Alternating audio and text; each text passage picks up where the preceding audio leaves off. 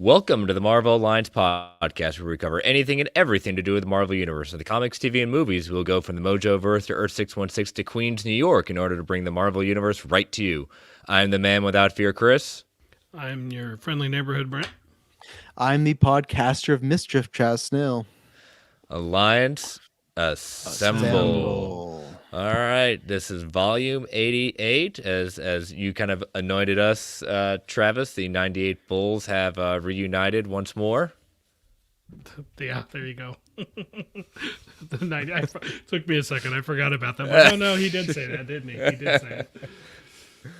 Good time for me to drop out as you're about to throw it to me. I know, yeah. It's the perfect timing. But yeah, it's crazy getting close to 12 away from the big 100 and whatnot. That I haven't even mapped it out because I was gonna today because I'm like, I'll make sure I'm on that episode, but I was gonna map that out. I'll say no, it's 12 weeks from now, but I was like, is there something around then? I should probably look at it, So yeah, it might be something. Yeah. It would be interesting if it ends up being a big review episode, Well, yeah, because I feel like that's getting pretty. It's probably gonna be right before Multiverse of Madness. It looks like, but still, no, it's good to be back. I know I had been on like the trailer reaction, the Spider-Man review, which I was happy to be on because that was a very fun review and obviously a big landmark review as well. But I've been waiting to get back to just the kind of the regular style. And I've always said this before, I like coming on when there's not much to talk about because then I get to really have some fun. Because but yeah, no, I'm here this week and then Brent's going to be away next week. So I'll be back. So you got 2 weeks of Travis. So if you're mad that I'm back, I'm very sorry, but it's only for 2 weeks. You'll survive. Just 2 weeks is all. Yep, I'm going to be gone, so I appreciate you coming back in next week, and I get to just listen as a listener, which will be fun for me. There you go. I mean, you got to fit that in your enjoyment of where you're going. So that's right. But all right, so let us get these lovely network plugs out of the way. So we are part of the Geek Ultimate Alliance Network with 8 shows. We've got on Mondays my show World's Finest True Believers, alternating bi-weekly with Ranger Alliance. This week dropped a new episode and a new guest, Andrew Farrago, author and one of the curators over at the Cartoon Museum out there in California. He joined me to talk about New Mutants, the particular arc, the Demon Bear Saga, which the movie of New Mutants is based off of, a movie I have yet to see. The Demon Bear is, isn't it? Oh, now Chris is gone. I thought it was me. I thought I was the one that was gone. With New Mutants, before he comes back, he's really excited about New Mutants though. But it does have a bear in it. I did really like that part of the movie. And I'm somebody, I think I won't say I'm the biggest New Mutants fan of that movie, but I got an enjoyment out of it. And I still need to rewatch it because Emily has not seen it at all, and my TV keeps telling me it's on, I think, Disney Plus now for Canada. So I'm. I'm excited to rewatch it again on To Their Joys in there. So that massive spoiler made him leave. Yeah. Spoiling New Mutants the movie got you booted, Chris. Yeah. So. Oh yeah. Where was I? I can't even remember. Oh, you're talking about New Mutants. I was talking about the movie just killing. Oh, I was going actually through the rest of the plugs. So gosh darn it, man, it booted me good. Oh, I laughed because it was silent, and I thought I dropped, and then me and Brent just looked at each other like, "Oh no, this is all right." On, so. Well, all right. Now Brent has to drop to make it 3 for 3. Well, how about I don't drop and you plug away? All right, I'll continue the plug. I'll redo them at this point. So, all right, so we'll go back, and then we got Ranger Alliance will be back next week with a new episode. So Tuesdays you got DC Alliance, Wednesdays you got Superhero Discussion, Star Wars Alliance on Thursdays, this show on Fridays, a walk through the multiverse Saturdays on bi-weekly, and a slice of film, which is currently on hiatus right now. Katie will be back soon. And so those are our shows. DC Alliance goes live on the Geekverse Geekverse podcast YouTube channel at 9 p.m. on Monday nights. Star Wars Alliance goes live at 7 o'clock Eastern Standard Time on Wednesdays, and this show is 9:10 p.m. Eastern Standard Time. All those you can have their own separate solo feeds, so make sure you check those out if you would like to just check out those shows in addition to the network feed.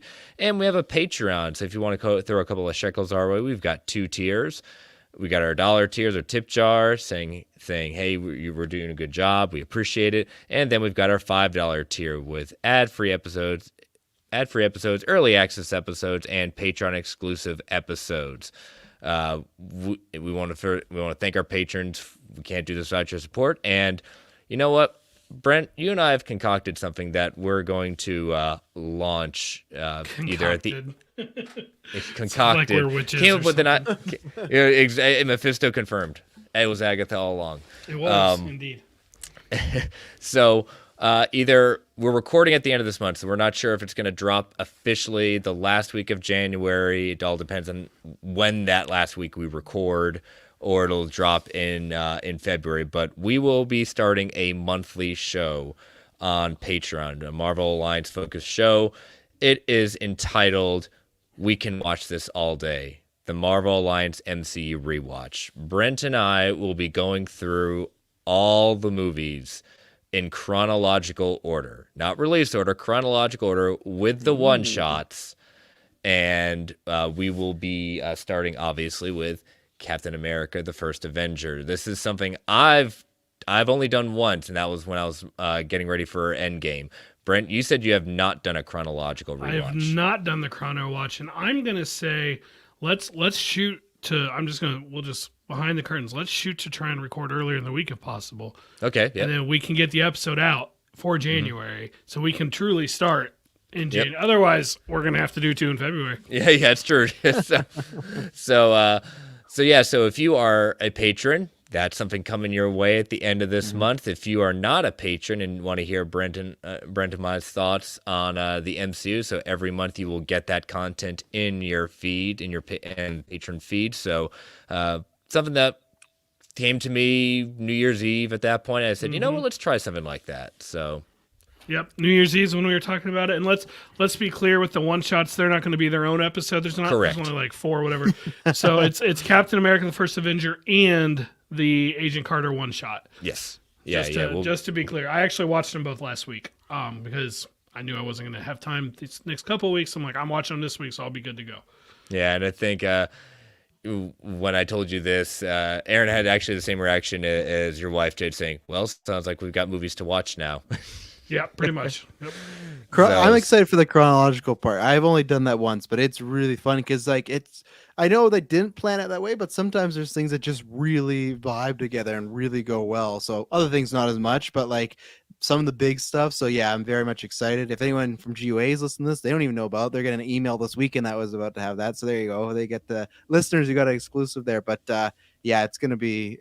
I'm looking forward to listening to it. So yeah, my last rewatch was pre-Endgame, and I at that time said I'm gonna wait when Black Widow and Eternals are out, so we know where those slot exactly. I'm gonna do the chrono watch, and so this works for me. It'll take longer than I anticipated at this pace, but it'll be a fun thing to look forward to every month.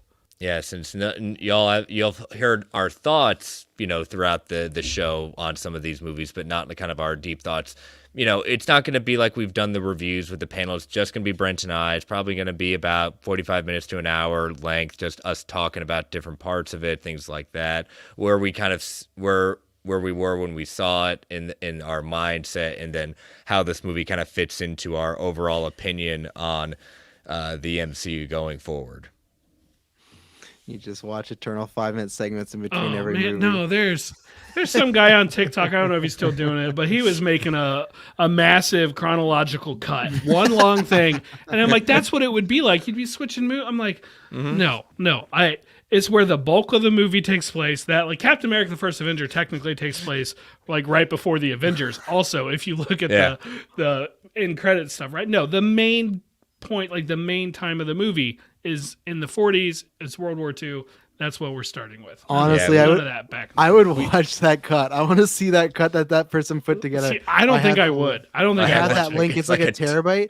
S-Bubs, if you do have that link, put it in the Geekverse Discord because I want to challenge. I want to see that's it's a terabyte.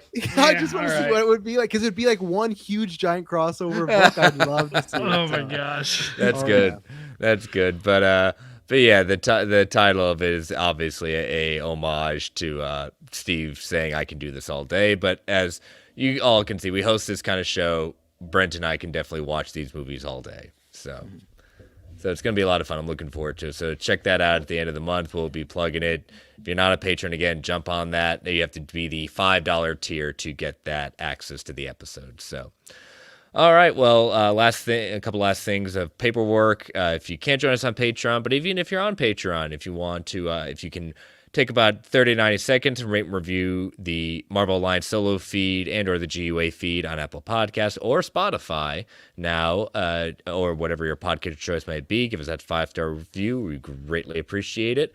And as always, want to plug our sponsor, OrganicPriceBooks.com, for all your omnibus collected edition hardcover needs.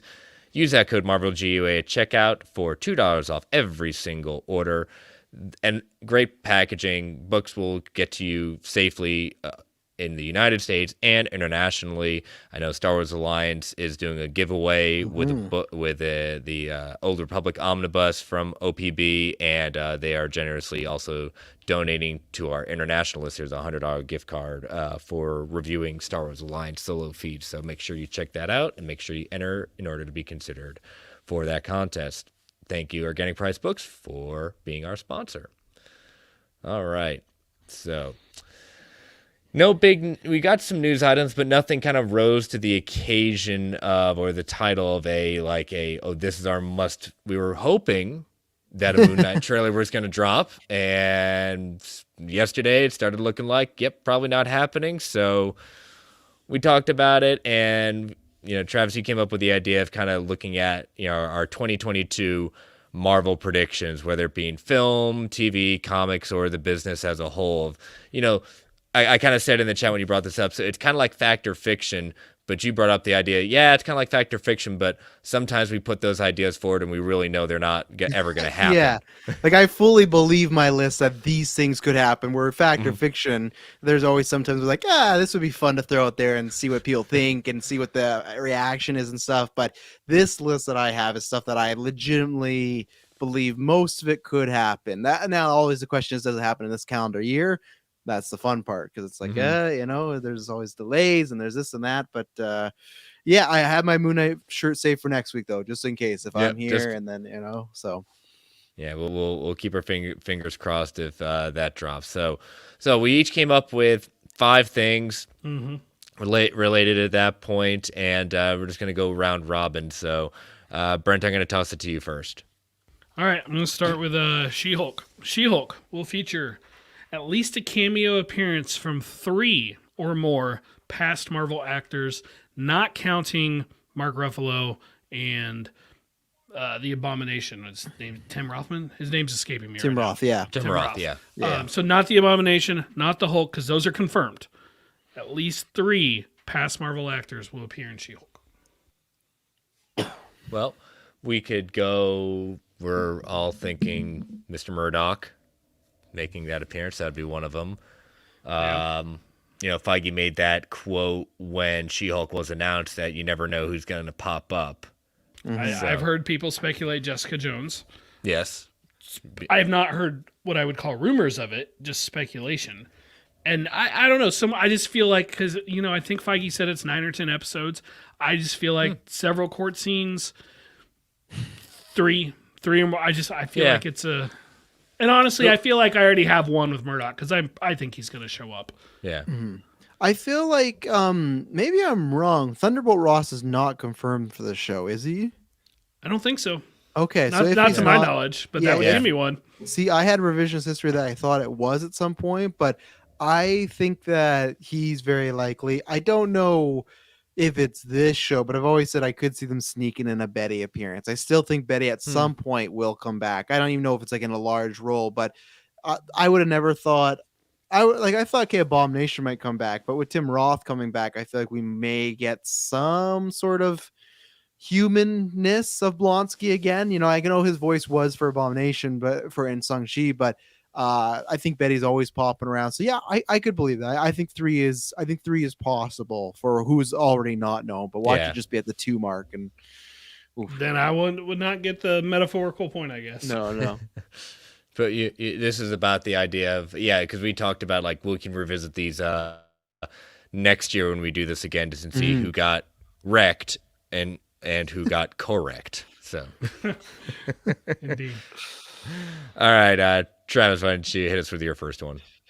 Okay, this one I feel like maybe people won't consider it bold, but I consider it bold because I know there's a movie in production, but we still haven't heard much. I'm going to say that Deadpool will make his MCU debut appearance this year. So I think that Ryan Reynolds has probably shot something, or my feeling is leaning towards is Multiverse of Madness, because I feel like even if it's just a fun cameo for the same way that Matt Murdock was in Spider-Man No Way Home, you could do something very like that with Deadpool. Now, the thing with No Way Home, I feel like that's introducing Matt Murdock, like, oh, he's in this world.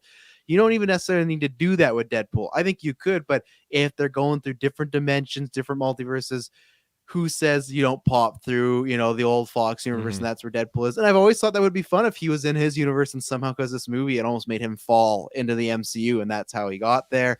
Even if it is, like I said, I think it could be a setup to Deadpool, or it's just, I think we've heard so many rumors of potential people that I thought were even more unbelievable than Deadpool, like when we covered Patrick Stewart. I would have picked Ryan Reynolds before I heard Patrick Stewart coming back. So that's where, to me, if some of these really big Marvel legacy people are in this, I think Ryan Reynolds he could easily have a very small appearance, much like Chris Evans had in Free Guy. Chris Evans was just watching a phone. So that's funny. The same way. We saw that over our break for the first time. That was a good movie. I was very, very surprised how much I liked it. So all right, I will kind of stay in the multiverse. My first one is kind of like a twofer, but I still count it all as one. Wanda is going to win and win huge in this movie. Like, she is going to wreck, Doctor Strange, but also we will finally get the reverse House of M, and she will be igniting the mutants at the end of this movie. So you think that's for sure happening, eh? My heart wants it so badly. I think it could. It's just we've heard so much about it through years, like, oh, this is when it's gonna happen. This is when it's gonna happen. And there's part of me that wonders, is it just us fans like projecting because we know? But if it's gonna happen, this would be a place to. I just want to know. I've always thought like the get rid of mutants always made sense. I want to know what is the inception for creating more mutants, or maybe it is just accidentally. But yeah, it could be accidental. It could be in the sense of how reality is wrecked by her and what she's doing at that point. Kind of it creates it. You don't hear her say more mutants in the sense. Give me mutants at that point, and maybe seeing the superpowered beings that are counter to her at that point, she would view others to fight them back. At that point, would be the mutants. So yeah. Okay, well, I'm going to change my order then, just to piggyback off of what you're saying. All right. And I'm going to say, by the end of 2022, the first live-action X-Men character will have been cast and officially made public. This could mean in the trades announced, but there are quotes from like Kevin Feige or the actor or actress in place, or announced at a Disney Plus Day, San Diego Comic-Con, something like that, and not counting any characters we have already seen, like, say, Wanda, who they might, she was a mutant or whatever, like, because they still technically haven't said it, right? I mean, truly, somebody new joining the MCU, but we know, they tell us, is a mutant, is an X-Man. So let's say Hugh Jackman is a Multiverse of Madness, but they don't announce that up front. Does that count towards your prediction or no? Because I feel like it wouldn't, right? They'd have to come and say, hey, Hugh Jackman is in Multiverse of Madness versus, now we're going to keep a secret hadn't appearance. Thought of that. So, like, right? Technically his presence is announcing it. But let's put it this way. Somebody who is joining the Marvel Cinematic Universe, not just a Marvel Cinematic Multiverse person. Okay. So just to be clear, so if they announce a new Wolverine, absolutely. Yes. But Hugh Jackman, no. Somebody new, officially joining who's new. If they say Hugh Jackman's joining and he's going to do 3 or 4 movies, I'm going to count that. Okay. But if it's a cameo like what we saw in Spider-Man No Way Home for now, no, that's not enough. Okay, that's fair. I want to get the ruling of what I will make sure to write that extra bit. Yeah, what was signifying as the debut and whatnot. So, I'm gonna do this one because I feel like it's a layup, and maybe someone might say it's an easy point, but still, the reason why I don't think it's a layup, because there's a chance this movie doesn't even come out this year. But I'm gonna say that Black Panther will be Marvel's biggest film box office wise. Not gonna talk about fan reaction, not gonna talk about critics, just box office, because how this was inspired was I was in shock, and I think I told this on Geek First. I know it's just one site, but when Fandango put out their like poll from users and like what was the most anticipated movies of the year, I was very surprised that Black Panther was number one. And yes, it's coming off obviously a great sequel, but there is this kind of lull, like, man, we don't have Chadwick, how's it going to go? But then that also got me thinking that it kind of has that that intrigue where people are okay. They want to see it because they like the first Black Panther. It was big in the community as well. But also, how are they going to pull this off, or can they pull this off? That was the whole thing, unfortunately. But remember with Fast 7 with Paul Walker when he passed away, lots of people were like, how are they going to do this? I know they filmed some stuff, but I feel like it has the goodwill towards it as far as Ryan Coogler's back directing a sequel to a very great movie, but then it also has this intrigue. And I think they honestly will maybe play that up in the marketing. Who is the next Black Panther? I could see tons of posters of, who is the next Black Panther, and it's Okoye, it's Shuri, it's M'Baku. Like they can it's almost like, the battle for the cowl back in the day when Bruce Wayne died, but it was a big thing, right? Of who is going to be the next Batman, and then Batman was stuck in some purgatory, and he worked his way back. But I think that because if you're looking at them, and I think the reason gotta love Final Crisis. Oh yeah. But some people might say it's a layup because I have the benefit of this being the last movie of the year next year, and my big finger crossed hope is that all the world will be much better and a safer place with less cases, and people hopefully more get vaccinated. So that's why, just honestly, it could be a layup that way. But as we've seen this year, you never know when things like my theaters are 50%, Heinz doesn't have theaters, so you never know what could happen. But I think that it has enough hype and intrigue. It will be the biggest one, even bigger than Morbius. Yeah. I'll say this about the Fandango poll. We know there's been some problems with the production. They've had a couple delays, and especially the stuff with Letitia Wright. The public doesn't know that, really. No. Like, they're not following the news to that extent. I told you guys before we started, in case we ended up with too much overlap, I had some alternates. Remind me to come up with my alternate for my box office pick. Okay. Just to tell you what it is, because it would contradict yours. So we'll. Okay, good. That's not one of my main ones, so we'll well, maybe it is. We'll you'll know it if I say it. Yeah, no, we'll bring up Ben because that's good, because we got Multiverse Madness and Thor, so that's going to be interesting. Because obviously two big hitters, right? Like two Multiverse of Madness, huge sequel, potential lots of cameos. In Thor they're going to show the crap out of the Guardians, and that's going to be a big Guardians, plus for people. Jane. Yeah, people Multiverse has Wanda. I'll just tell you now. I'm not going to say. I think it's Doctor Strange. I think that's going to take the crown. Really? Okay. I do. I think the goodwill of WandaVision coming off of that. This is not one of my picks, but coming off of what that show did for her, I think Doctor Strange just had a good outing in Spider-Man No Way Home. People are super high on the multiverse stuff right now. I think they'll play up some of that in Multiverse. I think that's why I think ultimately Doctor Strange will have both the highest domestic debut and overall highest box office of 2022. Let me be clear. Obviously, it's not top of Spider-Man. So you think all movies in general it'll be of all Marvel movies. Okay, but, I just want to clear. That's fine. Because I it's possible, but I'm not one to bet against Batman in general. So you believe in the Batman more than I do. I'll tell you what, it's going to be interesting. Batman. I know. Yeah, with no baggage. You've got a kind of an interesting Marvel's two big hitters this year. What I think are the two big hitters: Doctor Strange, in the Multiverse of Madness, and Black Panther 2: Wakanda Forever. With going up against, not at the same time, but in a way, you've got Warner Brothers with DC, and what I'll consider to be the big one is Black Adam with The Rock. And so I think it's going to be very interesting to see both of those, but all four of those movies have a chance to basically be all four of them being the biggest movies of this year. Well, and don't forget, Aquaman's technically the biggest DC movie of all time, and that's also in December, right? So it's I think you're right. It's a stacked year. Oh, it is. And that's I'm so happy for Clay, Travis. Here's some praise for you. DC has a huge. When we did our 2020 movie period, I was like, I can't believe Marvel so much stuff, but DC, the fact that you got Black Adam, Batman, Aquaman in 1 year. That's a stellar year. So Aquaman is a movie that I slept on. I was the same thing as everyone else of I think it'll do good, but I don't know. You got Mary Poppins, but it's going to be very interesting. But it's what was I going to say? Oh, with Black Panther, the only thing that not that it could hurt it, but it's kind of interesting is right now, I believe it's like only a week apart from the Flash. Do I think that's going to stick? No, I think someone will move forward or move back. Mm-hmm. But if that were to stick, that could be positive or negative for either one, the Flash or Black Panther, because like, we don't know. Flash could come out and have the same No Way Home nostalgia love that's getting right now, right? If Keaton plays Michael very Keaton. well, yeah, and there could be other surprises. So I know I think they're a week apart, and I think one will move. But if they didn't, that's something against me that the Flash could hurt Black Panther if it's received that well. Easily, it could kind of, especially Black Panther, if it does have some problems, people go, "Oh, it's not as good as the first one." But you have the Flash, where you got Michael Keaton, so it's stacked. You got Avatar in December coming up. You have Aquaman coming up. Like November, December has tons of movies. So yeah. So Chris, what was your pick? Or did you say? Yeah, I'm writing them down as we go, and I want to make sure I didn't miss it if you said it.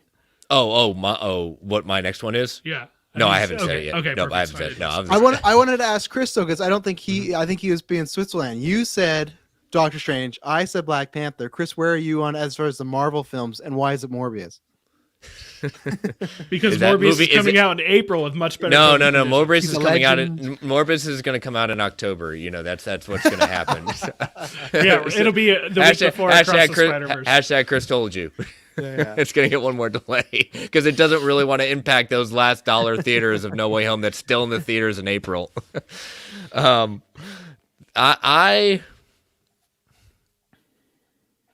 The thing I'm struggling with, and I'll take a side, but this is what I'm struggling with. The idea of people leaving the theaters of Doctor Strange and saying, oh my gosh, you're not going to believe what I saw with this person showing up. Like, they won't say it, but saying, you have to see it. Kind of like, again, your Andrew and your Toby moments. Black Panther, it's just like, where are they going to take this movie without Chadwick? What are they going to do that can top this and have such a monumental impact at that point? So the two things I'd say against, not, I guess, for them is one, you're completely right. The same way we didn't know Toby and Andrew, and once that's in, you have that buzz of you have to see it. You have to see it as soon as possible. You tell your friends, family, stuff like that. So that has it going for it. For me, again, using the Fast 7 analogy, if Black Panther plays as a very great tribute to Chadwick Boseman and a real kind of soothing, healing movie, the same way it did for Paul Walker in Fast 7, it could have that as well. It's like, oh, you want to see this because of how emotional it is and everything like that. But Multiverse having some big surprises does help because it's gonna have that word of mouth probably going for quite a while. Yeah, I'm leaning towards right now Doctor Strange because of that reason. And again, I think it's going to be a very interesting race in the sense of where those movies are currently on the slate at that point, where we are as a world, where we are as there. Yeah. What is the press tour going to be like in building hype for this movie? That first trailer is going to tell us. That first trailer is going to really be something to pay attention to of what this movie really is about. For Panther. Yeah, for Panther. Yeah, and the only thing I will say could help with that word of mouth if we do get a certain doctor in there, not a Doctor Strange, one that's more in the Doom category, that can have that, oh, you want to see it. Now, it's not as big as what we hear in Multiverse, but still, you don't want to miss that first kind of big appearance of somebody. And Namor, right? Namor. Oh, of course, King of the Fish, but no. Yeah, and Multiverse of Madness, Strange is coming off a $1 billion movie, and like Brent was saying, WandaVision's now like Wanda is a star in it. It's not just, oh yeah, she's in the movie. It is like a Spider-Man, Doctor Strange. It is like a Tony Steve, where it's like, oh, you have two kind of A-tier Marvel characters, but it's sorry, Thor. None of us gave you that edge. But hey, Thor did very well for that Ragnarok one. So, yep, it'll be interesting. So, my second one, it's my last one for revolving around Multiverse of Madness. Multiverse of Madness this movie will not resolve. There will be some big things at the end of this movie. It will not be resolved. This will not be a movie that will tie it up in a nice, neat bow, and the effects of what happens in Multiverse of Madness will be felt throughout the rest of Phase 4.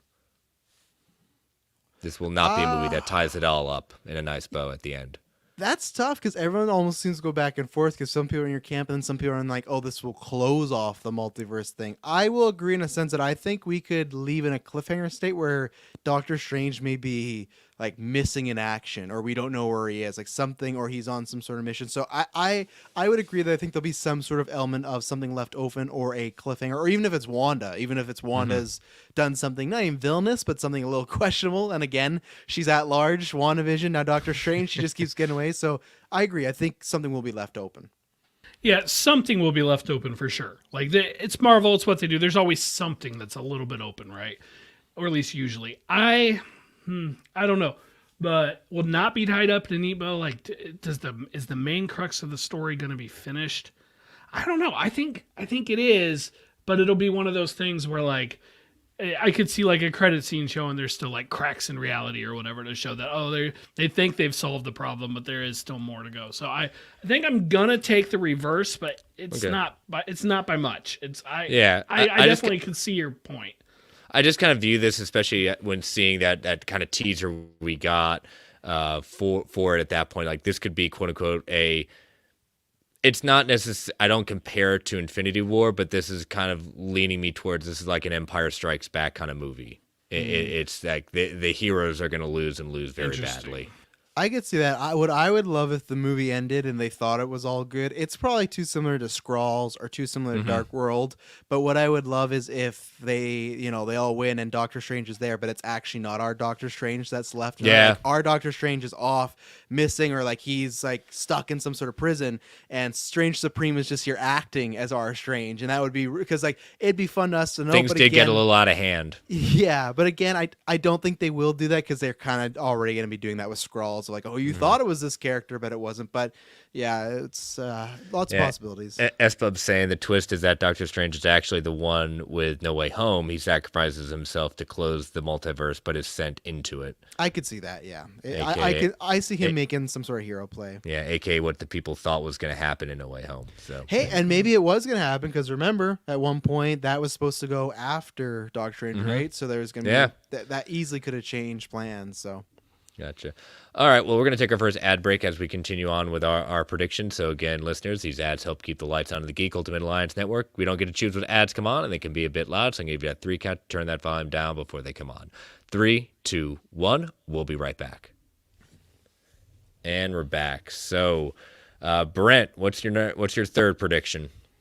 So I'm going to jump back to the box office with this, and I'm going to say every Marvel Studios movie, so I'm not counting Morbius, every Marvel Studios movie in 2022 will beat total box office every movie in 2021 other than Spider-Man. So Shang-Chi is the highest without Spider-Man, just shy of 418 million. None of that. Every one of these movies is going to have more of it. We've already talked about Black Panther and Doctor Strange, why we think it's going to do great. Thor, I know we mentioned it briefly, but you're right. The Guardians are making an appearance. Jane, the mighty Thor. And Thor is, his last movie is his best performing movie. And then he had a fantastic performances in Infinity War and Endgame. Christian Bale. No, you're absolutely right. Christian Bale, thank you. I think this movie is going to be huge for Thor. So with all three of them, I don't think a single one of them is going to be in this 400 million. They're going bigger. I agree. Go ahead, Chris. Yeah. I think that's even. I definitely agree, and one of my biggest reasons is that Doctor Strange, Thor, Black Panther. Mm-hmm. I'm missing one, am I? No. No, just the 3. There's also Morbius and Across the Spider-Verse. But you're not counting those. So those 3 movies right there, the main players have already been in the MCU. Mm-hmm. We did not have that this year. We had only half of those for the films that came out. So I think that particularly with the general audience reception of Ragnarok, where Doctor Strange left in No Way Home, and then just the continuing of the praise and look forward to Black Panther, I will definitely say that is a very, very easy yes for me for that prediction. Good. Yeah, I'll agree. I think the reason too, I'm like you, Chris, I keep thinking there's 4, because I think at one point wasn't the Marvels supposed to come out this year before everything got shipped. So that's why for me, it did. And Brie Larson actually came back onto her YouTube channel to talk about she's. Again, we know they're done with principal photography, and she's starting back on her channel again.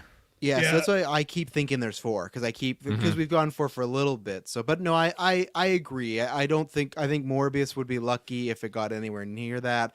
I'm very interested. But the hierarchy of power in the MCU was about hierarchy, to change. Yeah, and I'm very excited to see what Spider-Verse does too, because I hope that the love of the first one and the word of mouth will get that bigger box office than the first one, even in a pandemic world. But yeah, I think if any of these movies don't do that, I think that'd be more a sign of something more is wrong with the world than the movies, something like that. But I think, like Chris was saying, you got a main player in Thor whose stock's only risen. Doctor Strange is more popular than ever, and Wakanda has that, big sequel, but also just lots of questions around it. So, no.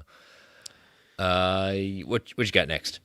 That's me. So, Chris, you're wearing the shirt. So let's talk about a little Spider-Man. Let's talk a little Andrew Garfield Spider-Man. So it's very fitting today at the time this recording, a nice interview of Variety. I feel very happy for my man Andrew Garfield, who could finally just say that, yes, he's in a Spider-Man movie. Finally. And no, he's the werewolf. He's the werewolf. He was the werewolf, So, and I would actually implore people to go read that because it's a nice little read. They ask him about just even stuff like, oh, what would you have thought if Kirsten Dunst and Gwen Stacy were in there? And it was Variety, right? Yeah, it's from Variety. So there's lots of fun stuff. And that's why he said a few times, but they asked if he was open to return. He said, yeah, if it feels right. But he also said some quote like, it was like undeniably going to happen or something like that. So to me, it's almost like, I don't believe this a fully percent, but it's almost like if they would have pitched him anything, he would be like, I'm in. So that's why I think my official prediction that he will be confirmed to have a new Spider-Man appearance. This could come of him appearing in another movie or them literally saying like, hey, Andrew Garfield, even if it's like we're filming this year for Venom 3 and he's coming back, I think it will be confirmed whether it is through press or another cameo of like, I don't believe the rumors of him and Morbius, but like, let's say that was a rumor that they pushed it to film some stuff. I think 2022, you'll see a confirmed appearance of Andrew Garfield again. I think they're going to strike while the iron's hot. And I think it's time. I think it's happening. To clarify, we will find out he's confirmed to appear again, or we will see it in 2022. I say find out because it's the same thing as you. Like if he was to just pop up in, let's say, Multiverse of Madness, it'd be like, okay, we found out in the moment, but he's there. I think like he's gonna, like, I guess that's kind of a gray area, but I feel like they would, in my opinion, it won't be another cameo. He will be announced for a movie, even if it was Spider-Man 3, even if it was another Spider-Verse movie, if it was Venom 3, I think he will be announced. I think they want to keep that ball rolling. That's a goodwill. I think they'll wait a little longer. I think they'll let Oscar season go by as well because he's going to be campaigning for that. But then I think I don't know. I feel like it's there. Momentum's there, and he's been on record now in that interview Variety. He makes it sound pretty much like he would very much want to do this again. So, gotcha. Perfect. Yeah, I think Hart wants it. He's you haven't heard one interview yet from Toby really coming out and talking about it yet. We're still waiting for that. But the fact that he's front and center right now, embracing it, yeah, Sony's got something good on their hands, and it'd be dumb just to not even try to do something with it. Yeah. So my next one, let's see, where do I want to go? All right, I'll do this one. We will see Matt Murdock, but not Daredevil in 2022. Oh, I like that one. Oh, okay. So we will not see Daredevil. We will see Matt Murdock. The Cox tease is back. We got She-Hulk, Moon Knight, Secret Invasion. He's definitely not going to be Miss Marvel. I don't see him fitting in there. Watch Miss Marvel be his only appearance. That'll be the one. He's fighting side by side. It's so. The only reason I think I'll the reason I started thinking about it was like She-Hulk. That was too easy. It's saying it'll appear something, but I wanted to make it interesting. It's like no Daredevil this year. Absolutely no Daredevil. They're still gonna find the way. I think that comes with Echo. We will see him suit up in Echo for the first time. I wanted to point out one thing because I was going to mention this about Toby doing Babylon tour next year. The only thing is that's not till next December. So I'm sure they'll ask him about Spider-Man, but it won't have the same rolling effect as they'll ask him if there's not any interviews before then. Yeah, exactly. I will actually say that I think I'll go on the other side of the prediction. I think we'll see him suited up at least once because I think there's always that pesky end credit. And I could easily see an end credit of him just kicking butt or something like that. So I think it could happen, but I'm not confident on. I could see it. I'm like a 60-40 for Ford happening, but I could easily see it just being Matt Murdock and that tease. But I think he'll suit up at least once. Yeah, I like S-Bub's the only. I like the idea of he's saying he's suiting up in She-Hulk. I think we've joked about it on here as that show is going to be breaking the fourth wall. We've already seen him kind of suiting up in the yellow suit as a joke. Mm-hmm. And see, I wouldn't even count that for your prediction. If it's like a fourth wall joke, I count like your prediction of being right as like he has to be like crime fighting like in a serious way, not oh yeah, this is the costume. No, I think he has to be on the streets going after somebody. You know, I feel like I'm gonna. That? That's a C train. I'm gonna split part of your pick here. I think that if his only appearance is in She-Hulk, that you might be right, because that is the most prime for the lawyer thing. But I also feel like that's something they can only go to a couple times. If you're gonna tease him, you can only do a couple times, and that third one you better deliver Daredevil. If he happens to appear anywhere else in any other property, I think he'll suit up. I don't see it again. Any other property, if he had a scene in an episode of Moon Knight or whatever, anything else, I think we will see Daredevil.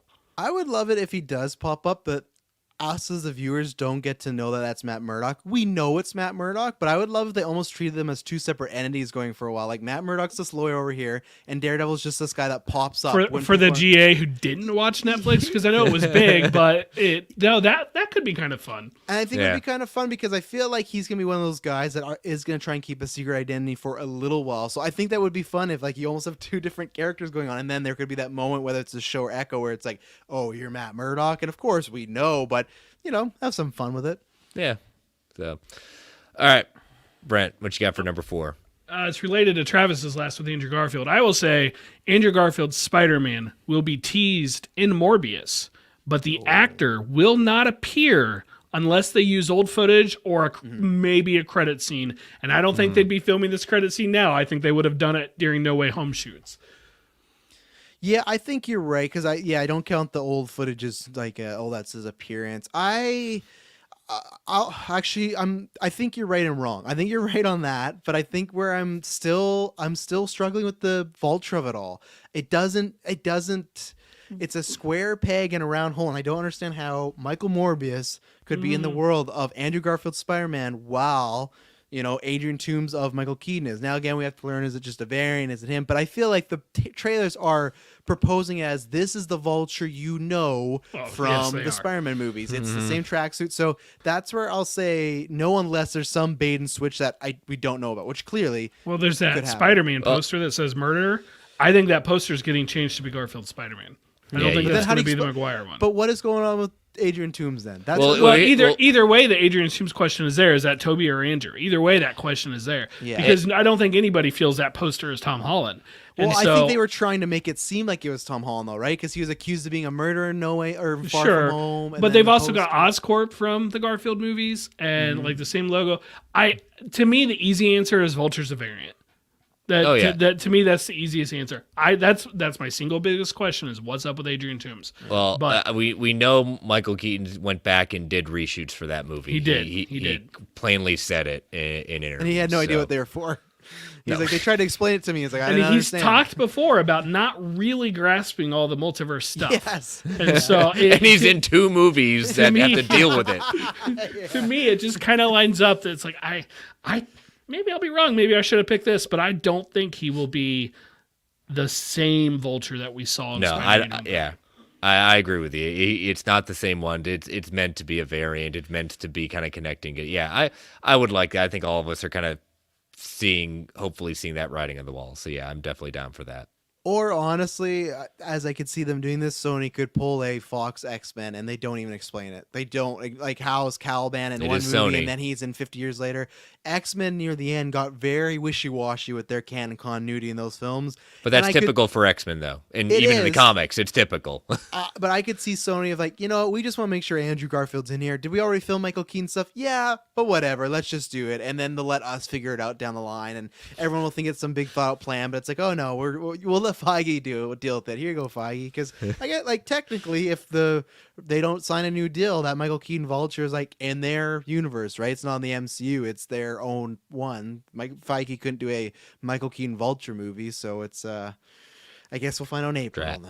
Yeah. So I'm gonna go off something similar to what you said. Brent was talking about new, like not found or like footage or scenes of the past being used. So that's where I say we will not see Vision in 2022, barring flashbacks or old footage. So I know people might think in multiverse, but I think they're gonna keep him very secretive for a while. Paul Bettany, I know actors say this all the time, but he says it's like, oh, I don't know when I'm playing Vision next.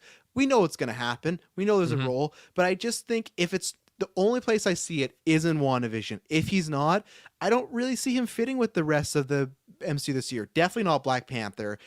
I don't really think Thor. I think Thor has so much going on. So I look at the Disney Plus shows. I don't think Moon Knight's going to be dealing with the Egyptian god. And then also, look, there's Vision. It's Marvel. No Vision, everyone. Welcome. Yeah. Hey, you're in white. I'm in white. Let's team up. I wanted to clarify. You do mean White Vision, correct? Yeah. Snow Vision. Yeah. Or any version of Vision. Yeah. I don't foresee Paul Bettany filming any new stuff for 2022. That's what I would say. The only place I could maybe see it as like an end credit and Secret Invasion, because you have Nick Fury and he's always up to something, right? But I feel like I'm missing another Disney Plus show. I got Moon Knight, Miss Marvel, Secret Invasion. Was there a fourth one? Maybe I'm wrong. She-Hulk. Yeah, I don't see him in She-Hulk. And again, like I don't see him in any animation. Like I don't see him in Groot's like little show there. I don't see it in this freshman year. I forgot about that. And what if seems to be, 2023. So that's what I think. Yeah. I think we won't see him in Multiverse of Madness because I think Wanda can stand on her own for a little bit. And I think the next time they'll see each other is maybe when Wanda's really gone down quite a bad path. And I think Vision needs to be fully formed maybe on his own again. And then when they come together, it's a bigger moment instead of right away already doing Snow Vision with Wanda, like after they kind of split apart, Mm-hmm. So. All right. My fourth one is regarding Miss Marvel. Miss Marvel will be low in the sense of fan base excitement, but it will be ending up being the big surprise hit for the MCU and Disney Plus this year. So what do you define surprise hit as? It will be, one of those shows that's saying, oh, maybe I'll check it out, and it'll start gaining more and more with each episode. At that point, it'll start tracking. It's like, man, it'll be a word of mouth that this is one you really should watch. Not because of like some earth-bending thing like WandaVision was, but like it is a good show, and it'll start low, but it'll build at the end, saying, "Man, this was a really gem moment for Disney to do this show."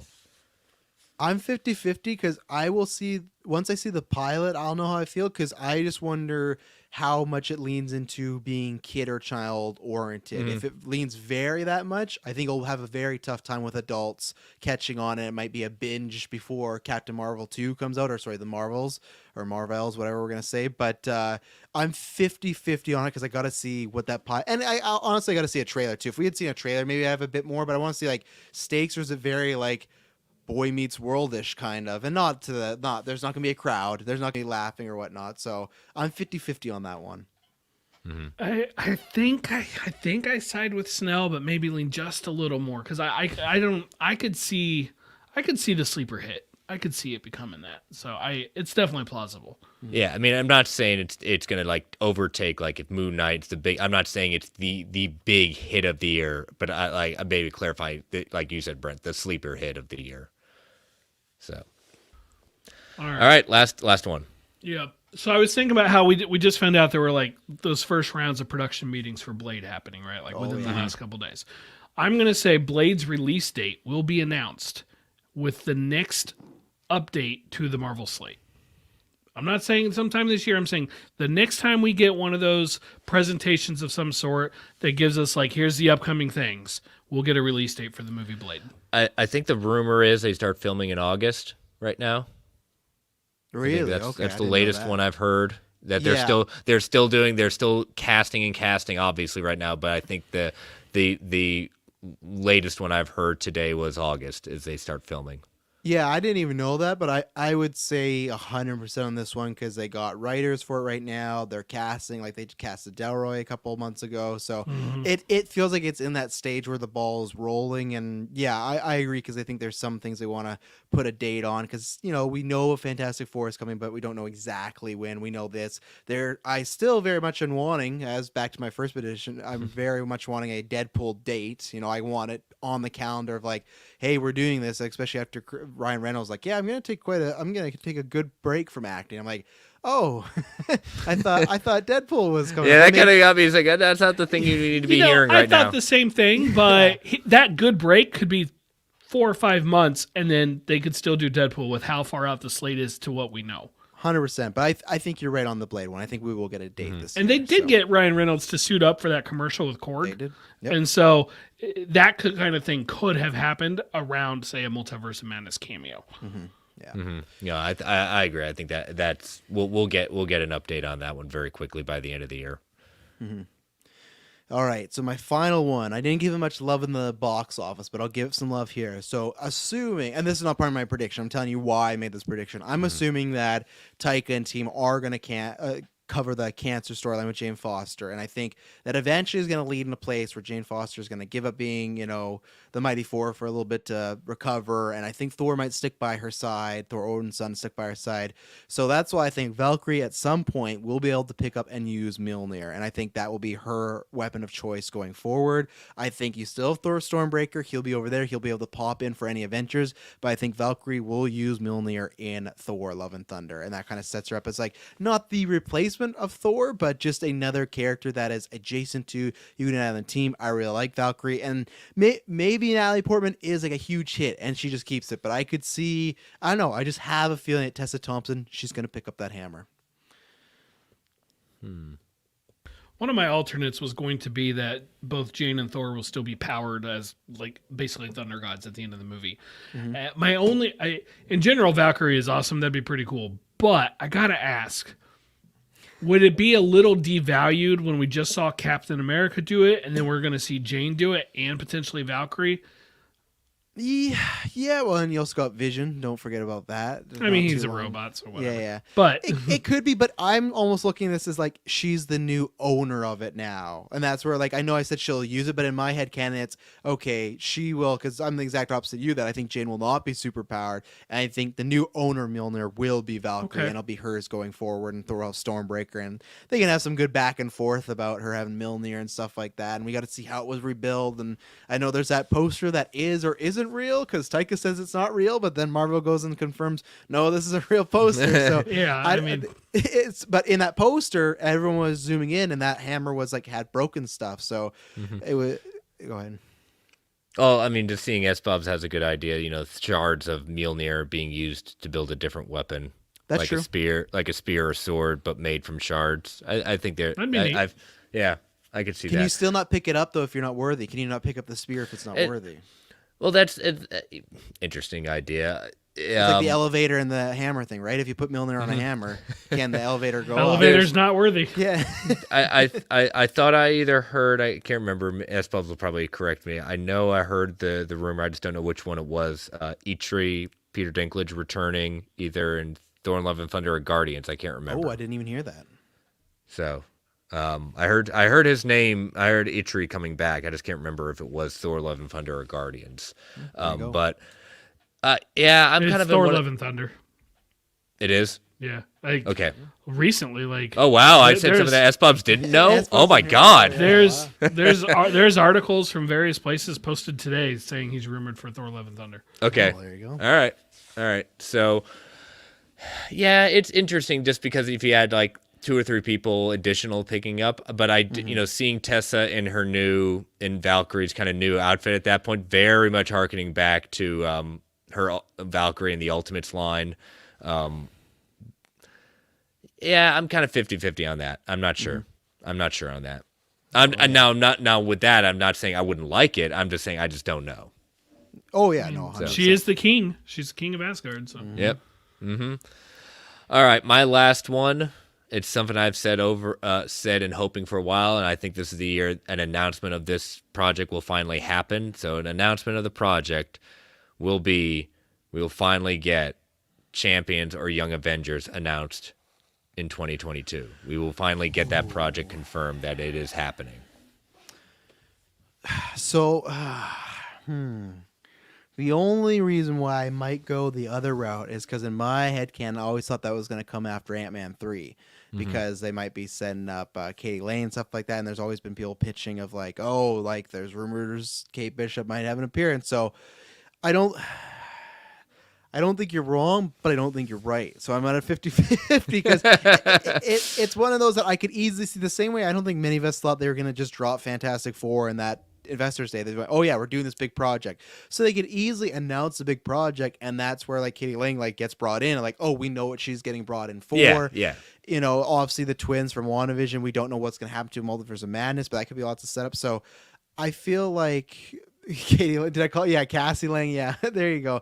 They replaced the actress, and I'm replacing her name too. I replaced the actress too. So, I'll lean on the side and no, but I don't feel good about it. I feel good about the Daredevil one. This one, I feel like I could be wrong on, but because they easily are going to announce something big. I feel like every year they always like, oh, we got our one thing that is not official. Because to me, that could easily be Thunderbolts as well. That could be their big, like, we're doing our big. So I just haven't felt, I thought that going to Thunderbolts route, I don't see it right now. I don't see it yet. Brent, where are you on this? It's tough, right? Like, I think there's a realistic chance at it, but I see it being late in 2022 if it happens. Yeah. Like a Disney Plus day next November. Like, I don't see this being a July San Diego Comic-Con. I don't even know if San Diego is happening this year, but I don't see this being a thing like that. Or they did the, we got that first look at like the Fantastic Four logo and stuff at the Welcome Back to the Movies montage. I don't see it being if they did something like that. I think it would be late this year at the earliest. So I'll agree with you, but I would pin it down to like November or December. Oh, that's where I'm more thinking as well. This would be kind of like ending the year. This is where our future is heading. It's that last minute prediction that gets him the win. He's tied or he's down by one, and then they announce champions. Or I'm coming back in Rocky 4, baby. So you're smart. You left it for the whole year. For the Blade release date, I said the next time we get a Slate update. So I think we're going to get it that next update. Which, if they did another Welcome Back to the Movies type thing, which who knows if they will, but we could find out if I'm right or wrong in like 2 months. Mm-hmm. Yeah. So. All right, well, we will document those on a lovely cloud document and revisit those and kind of as they get... Same time next year? Same time next year and throughout the year as we start getting hopefully these things either wrecked or correct. So, all right, so let's take our next ad break before we actually get into the news items, including our the legendary hierarchy being moved yet again. So again, listeners, these ads help keep the lights on the Geek Ultimate Alliance Network. We don't get to choose what ads come on. They can be a bit loud, so I'm going to give that 3 count to turn that volume down before they come on. 3, 2, 1. We'll be right back. And we are back. So this one, when this happened, I was like, really? Really? They're going to pull this for the 6th time, moving Morbius. Was it 3 weeks away from release? I'm not saying I don't get it. I'm very surprised.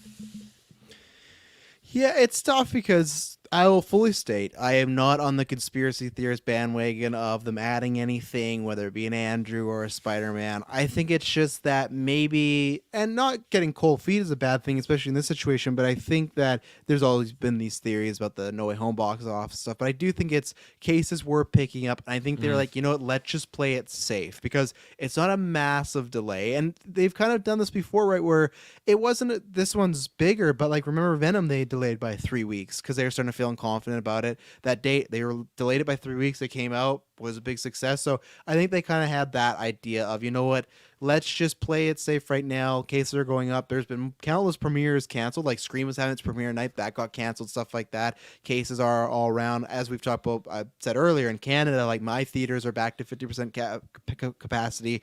Heinz's theaters are just shut down and stuff like that. So you do have some places where you are losing some box office right now, and it seems like they're not even thinking about the VOD sort of idea, especially after Spider-Man. So to me, that's what I took it. It's just, okay, they want to be safe, little delay. Let's see what happens in April. Yeah, I mean, like I said, I get it. I'm just more surprised in the sense of, particularly, I think like the next day or a day or two later, probably as a result of this, like the Scream is saying, no, we're sticking with this. So I wonder. I get it. They want the VOD wasn't going to be an option. They want a good box office for this, but it was just like nothing else was ever hinting about moving. Like you weren't hearing rumblings of any other studio movies or anything. Like I said, this kind of came out of nowhere Monday night when this happened. Well, it is interesting you brought up Scream as well, because Scream right now is tracking really well for a rated horror movie in January, 30 to 40 million. Does it hit that? We'll see. I'll be seeing it next week if it all stays going. But like, that's really good for a horror movie. That's better than Suicide Squad. Like, I'm not trying to do like, that's better than a lot of like other R-rated bigger movies. I know Scream is still a franchise, so it is one of that thing. If Scream's tracking when it came out this weekend would have been low, I would have been like, oh, they were smart. But it was strange. But again, maybe they just got scared. Maybe they just saw the cases. They're like, you know what? Let's just pivot. I guarantee that's probably it. I agree. I understand that. It's just like I said. It's just like, wow, okay. If it wasn't like where we're hearing, even last year talking about moving some movies, like you brought up Venom at that point, like that we heard more than just Venom, considering moving some stuff around. Clifford moved. Don't forget Clifford. Yeah, I can't forget Clifford. But Clifford did move. That movie was better than it had. It was good. I really like Clifford. See, if you have kids, it's an enjoyable family movie. It's not one you're gonna hate the whole time. So watch Clifford. It's fun. What do you feel about this, Brent? I saw one interesting theory. I don't buy the Andrew Garfield's appearing stuff. I don't buy it. I know my prediction. That's why I specifically said old footage, or at most a credit scene that eventually we would find out was done on the Spider-Man No Way Home set. The only other theory I heard that I'm like, at face value, could see being possible or plausible or whatever you want to say, is that insiders reported they moved it for its effect on the balance sheet because Spider-Man No Way Home is doing so good that it would help like even out the next quarter. And I'm like, well, how much money is this movie really going to make to, affect the balance sheet for what is basically 3/4 of $1.3 billion or whatever Spider-Man's up to now. But I'm like, well, I guess, because if Morbius does 200-300 million, okay, maybe, and who knows, maybe it'll pop off and do better than that. So that is the only other realistic explanation that I have heard that I could buy. I think the real answer is Sony just doesn't think people. Spider-Man proved the audience is there if they care about the movie, if they're bought in. The potential audience is way higher than any of us had thought possible. But like we talked about earlier, every other Marvel movie this year has been in the 400 range. Black Widow a little lower, but give it premiere access.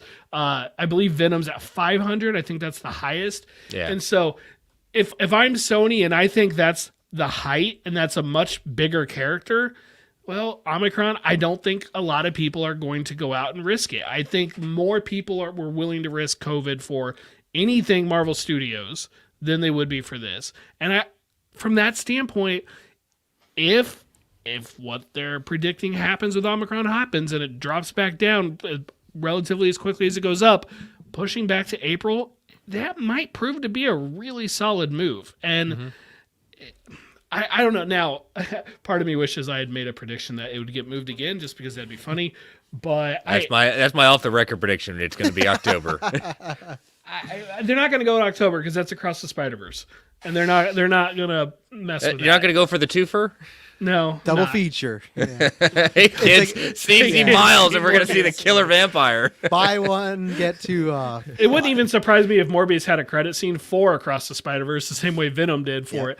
But to me, I think it's the obvious answer. I think they're just trying to get out of the way of COVID and get as much money as they can because they don't have a streaming service that they can easily, immediately push it off to in 45 days and start getting revenue on it there. Well, I don't know, Brent. Studios like delaying or rushing a movie to release to get a bonus or something like that. That doesn't sound like movie studios at all. I've never all right, one, that's normally a comment I would make. And two, I did not once consider that. So well done. Oh, but no, it's a good theory. I agree with it. Yeah. Yeah, I mean it is. I mean, like I said, it was one of those things. Like, darn it, we were gonna have something here, but do we they do what they need to do at that point. I feel bad for, even though I've made the jokes, and again, it's still not one of those movies that I'm too high up on still. I just feel bad for everyone in that movie that this is now the 6th time this movie is. How many times you're going to have to say the same darn thing in the same interview at that point? It's like you've had to kind of wait for this. Are they going to do another 3rd and final trailer, or 4th trailer? Well, and you had all those people like wigging out that, oh my gosh, between Spider-Man and Hawkeye ending, there's 5 months until Doctor Strange. I'm like, well, we did have Morbius in there, and it's still there, but it is a lot farther away now, just to give you a little bit of that Marvel appetizer. And so I'm like, well, guys, that just means the next comic book movie is Batman. You'll be fine. Because I don't think Batman's moving. I hope you're right. I can't take it if it is. That'll be the one that jumps to October. Oh my god! I'm gonna retire from podcasting. Then I'm gonna go in like a sleep chamber and wake me up in October. So here you go. Morbius final trailer 3. Yeah, final trailer there. Thank you, S-Pubs. And you guys, because I did, and you guys in the States, you didn't have tickets on sale at all for Morbius or anything like that. No, I was waiting for that to happen. I was waiting for that to happen either next week. I was getting close to confirming who was going with me opening night, which I'm pretty sure was going to probably just be my wife. I don't know. I hadn't talked with Brock about it yet, but like my brother-in-law, my dad, no way either of them were going to come. I was also Aaron looked at me in the theater when she finally saw No Way Home. She looked at me at the end of the trailer and says, "You're not taking me to see this movie." Well, the other reason too, I was going to say about just the COVID stuff, because I never know how this exactly works, but sometimes they do have like long-term tracking even without tickets, just like general excitement or people planning ticket. And they could have looked at it and been like, yeah, this is looking kind of low. Let's better odds. And I guess we'll see if it comes out in April. We'll see. It is kind of funny that it's April Fool's Day that they did it on. There's nowhere else they can really go at this point. No, like we said earlier, it's a stacked year. Mm-hmm. Yeah. All right, so our next story, and if anyone knows how to pronounce his name, please step in at that point. It's not me. That's not me. S-Pubs, all right. It's all you. All right, so this is coming from Screen Geek. This is exclusive. They claim this as an exclusive, saying Chukwudi Iwuji, just let's leave it at that point, is going to be playing the High Evolutionary in Guardians of the Galaxy Volume 3. So a little bit of background on this. Back in December, Casey Walsh, who is famous for his work on Geek Worldwide, dropped the World War Horror news, recently appeared on the Change My Mind podcast, where he revealed the upcoming threequel will feature the High Evolutionary as the main antagonist. He highlighted at that time, he is essentially the idea in the movies that he's going to be the one who created Rocket, and has been hinted at something more in the film to explore. So they are saying that the actor, who I butchered his name horribly, will be playing the High Evolutionary. So for those that don't know, because he is a kind of, not, I wouldn't say total deep cut, but it's not one that kind of as a Venom or Doctor Doom. The High Evolutionary, Herbert Edgar Windman, was first mentioned in The Mighty Thor, number 133. Before having a full appearance in The Mighty Thor back in 1966, he was created by Stan Lee and Jack Kirby. The character is an evolved human who has godlike powers and possesses superhuman intelligence, and even went up against Galactus at one point. James Gunn had hinted at the movie could explore the origins of Rocket, and some already know the High Evolutionary is a character that created biological experiments in the comics. I think even, I think he's also had run-ins with Wanda at one point. Well, remember when everyone was talking about Herb, the neighbor, being the High Evolutionary? Yep. Right. Yep. So WandaVision was such a time. Well, if I remember right, because he had stuff to do with, I'm forgetting her name, but like the woman who, what was her name? Buffy. The woman. No, not her. No, the woman in the woman in the comics who helped raise Wanda and stuff. I'm forgetting what her name was now, though. I don't know. But S-Pubs is saying it's pronounced just how it's written. So Chukwudi Iwuji. Okay. There you go. You 100% it. This all lines up with, I feel like this is stuff we were hearing like when we started Marvel Alliance about. James Gunn has talked about it's big on Rocket. We had heard we were going to see the origins of Rocket. We heard we were going to see, what's her name? Lila? Is that her name? Mm-hmm. The female kind of, yeah. So I think this all makes sense. It makes sense. Also, you need a big bad dude to fight against something like Adam Warlock. Adam Warlock, if you played the last Guardians game, they have a lot of very powerful beings in that. And I feel like this is going to go that similar route where we're dealing with lots of higher people, where the Guardians, of course, can be there for fun and have some smart ideas. But at the end of the day, there's going to be a time Peter Quill no longer has those ego powers. You're going to need some guy that's going to go toe to toe with the High Evolutionary. And it makes sense. And it's funny. We're just in a world where Guardians 3 is going to have that as a villain, and it's just going to be normal. And the GA is going to accept it. Like they accepted ego. We're all on board. So I'm excited to see. I don't know much about the actor. I think if I've seen him in anything, it's been like an aside role or something. So I don't have no touchstones to be like, to vouch for him. But most of the time, what was I going to say? James Gunn is pretty good with his casting. So I trust it all around. Yeah, I've seen him in several things. I'm like, okay, great. That feels like a win. That's a good, solid thing. I can't find the character I'm looking for. I can kind of visualize her, but I can't find it. But whatever, it doesn't matter. The High Evolutionary, I am curious about. Like, I'd love to know more about Rocket. I mean, Rocket's awesome. So we've just gotten little hints, little teases. So I hope we do. I hope it's true. I hope we find out more. Hey, I know he just wants to get that arm and that eye. He's gonna get that eye. He's gonna get that arm. All right, and our last story is one I want to have a lot of fun with. It's a woman named Magda. I was close. Okay. So whatever. There you go. Yeah. And she helped raise Wanda for the High Evolutionary. Okay. Yeah.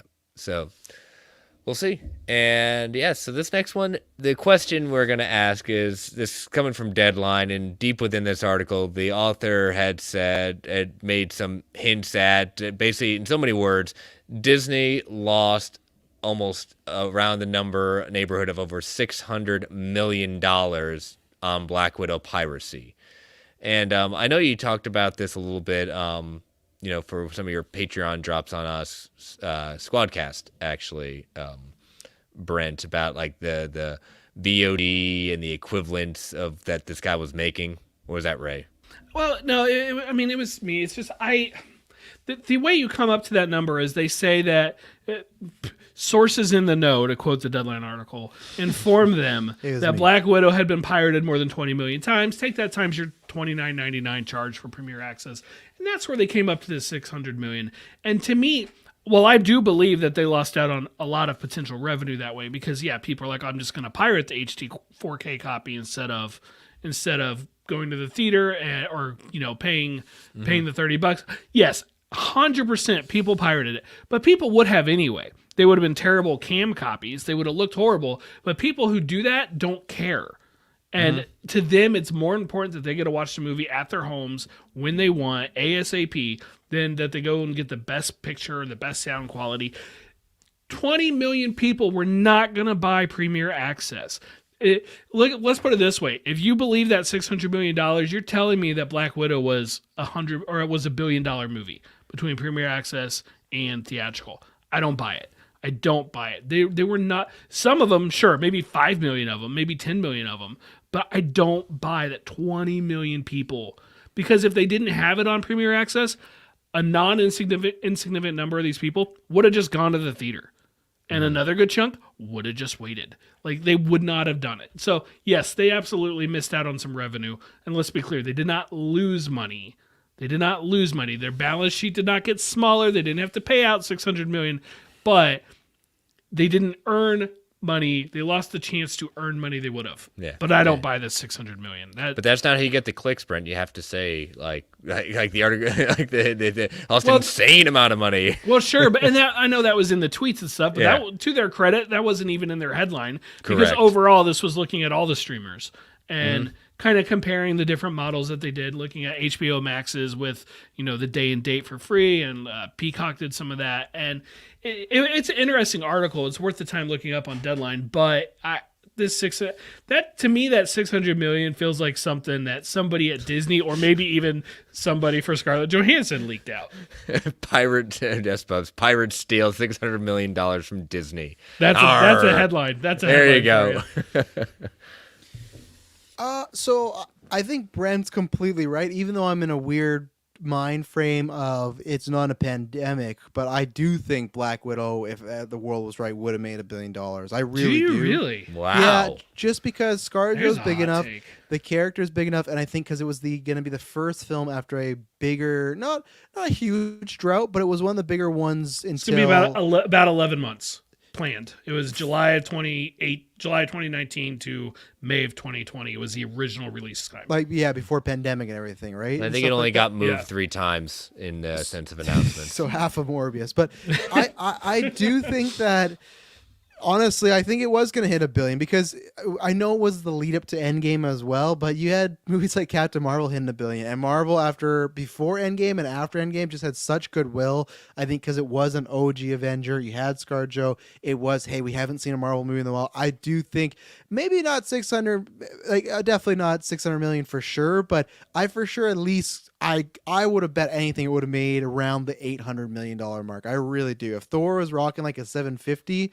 I think it could have happened. I really do. Just the hype of Endgame and stuff like that. So they definitely lost some, but like you said, Brent, they're not losing anything. But that's every company. No one came out of the pandemic like, oh, we're more like, no one looked at this like, oh, we're better off than what would happen if there was no pandemic. No, Spider-Man could even made more money. Technically, it's lost some money because that could have been maybe a $2 billion film in a regular world, right? You say that. I know whatever reasons they give, I think without the pandemic, these movies are all opening in China. And so your true, 800 million, yeah, I could see that happening for Black Widow. I still don't buy $1 billion, but I think, and Marvel movies do well in China. So I think Spider-Man could have had a $2 billion run if China easy. was open. I think easy would have been $2 billion. I really do. It's just that it still has great legs right now, so. Yeah. All right. Well, that's all the news that's fit to talk about this week. So let us head into... We had a lot of listener questions this week. Yeah, it's exciting. That's good. We like that. We like the listeners sending in those questions. That was fun. I was going through today and adding them. I'm like, oh, this is a good one. All right. So from Weights and Fandom, I'm going to start off with, how would you like Daredevil to next appear in the MCU, if at all? And I said, well, really the answer is in every single project. We can come up with something better than that. Let me just, for the sake of this discussion, take She-Hulk off the table, because I think we all think that is the next appearance. But if I were picking, I would actually say Moon Knight, because one, then we'd get it sooner, and two, I think seeing Moon Knight and Daredevil suited up together would be pretty awesome. So now I'm just going to sound like a complete selfish asshole, but I don't really want Daredevil or Blade and Moon Knight at all. I want Moon Knight to be so contained, off by itself. I want it to be Eternals level contained, where it's just like it's over there, or Guardians 1, where it's like it's over there doing its own thing. We'll eventually get into the other stuff. Yeah, you're right to take She-Hulk off, because I think even without rumors, we all would have pointed and done the Leo thing of like, oh, it's going there. Yep. I'll still even take Echo off, because I feel like that's getting a little bit obvious too with her history with Daredevil and Kingpin. So after that, I feel who we got coming up next, because I really feel like it is going to stick more to Disney Plus things. So it's tough with She-Hulk and Echo being off the board. I know Secret Invasion. There's even been rumors about Secret Invasion. I've never understood how. Yeah, I've never understood how they're going to. Travis doesn't want Moon Knight in the MCU. No, that's not it. I just want his first adventure to be kind of by himself and then start mixing up. I kind of like you don't want him overshadowed. You don't want him overshadowed. Are you gonna be okay with some flashbacks? Oh, there's going to be flashbacks for sure. I guarantee you in Moon Knight. I really think there will be, because they're going to show up okay with those? in Egyptian and stuff like that. Yeah, as long as they're entertaining, unlike Boba Fett. But whoa! Sorry, I had to bait him on that one. I will take the other side on this one. He took the bait. I'm just trying to think. It's tough. So it's going to happen sooner or later. How I would want it, I already pitched earlier. How I think that, like I said, I'd like Matt Murdock and Daredevil to be separate for a while, and then you have a fun reveal. Maybe that happens in Secret Invasion. So maybe I will pick Secret Invasion just because I want Nick Fury to see this guy in action and go, you know what? We could use a guy like you, and then he gets into the fold and stuff like that. And plus, he's already was a lawyer for Happy, I think he's going to be a lawyer for Happy, and he was a lawyer for Peter, so he has some, high profile stuff. What do people remember that? I don't know. We'll figure out, but I'll go Secret Invasion. Just impress Nick.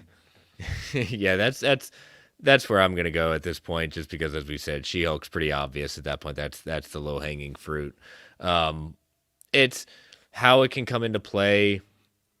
I don't know, continuing down his pathway of just being interesting in who he's defending at that point, and suddenly found out he's in a courtroom, and that's how Skrull's revealed. At that point, he just happens to kind of be there and more proving like I'm just a really good lawyer when he does a couple of moves at that point. Could be interesting.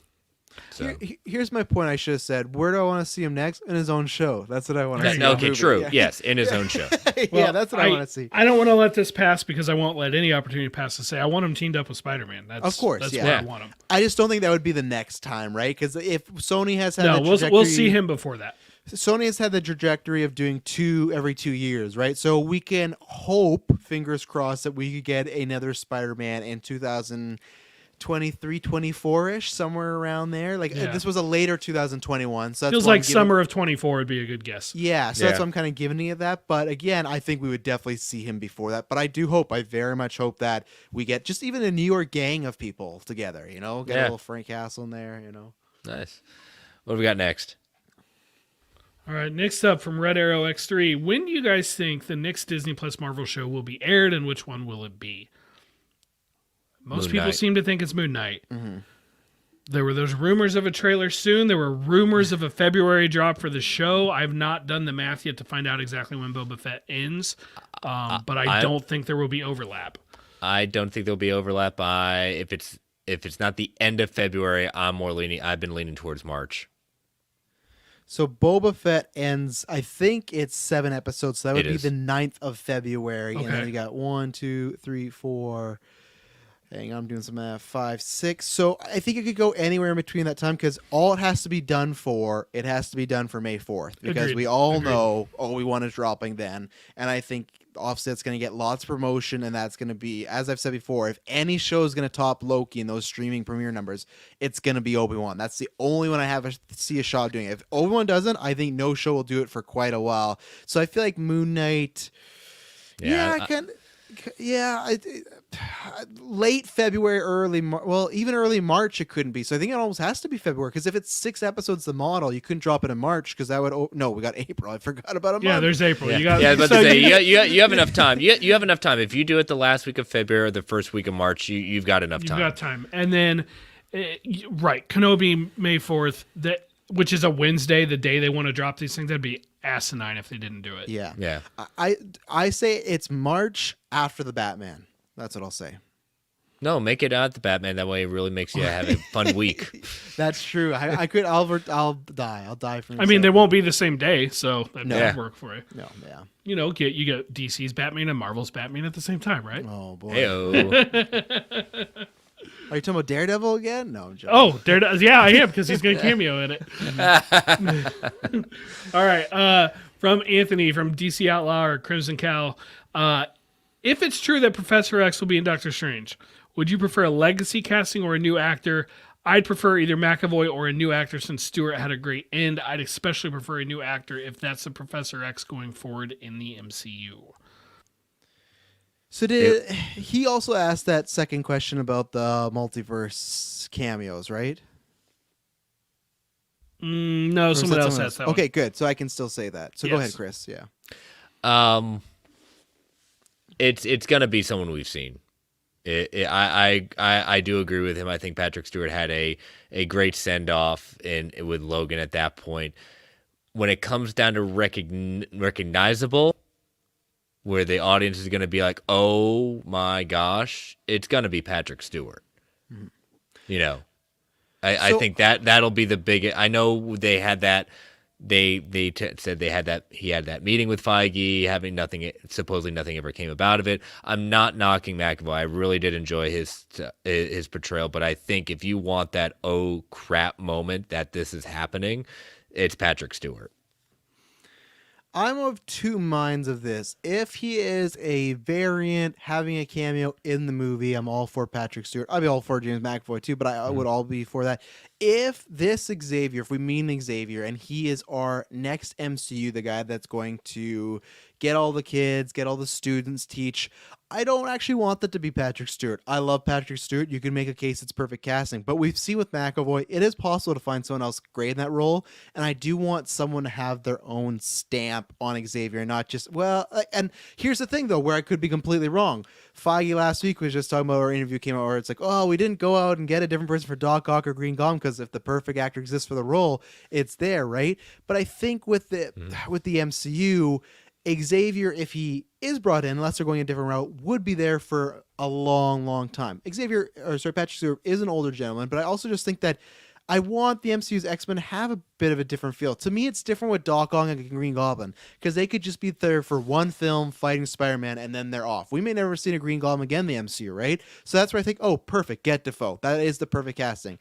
But for Xavier, who we could see going forward like a Nick Fury, I would personally want someone new. Even more than McAvoy, I'd want someone new. There's another answer where I'm going to completely contradict myself, but... And then if that's the case, if it was someone, I would rather go McAvoy. I would rather go because I think Stewart was so tied with that original X-Men and Hugh Jackman. I prefer to stay over there. So that's my answer. If this is going to be the MCU's Professor X, I want someone new.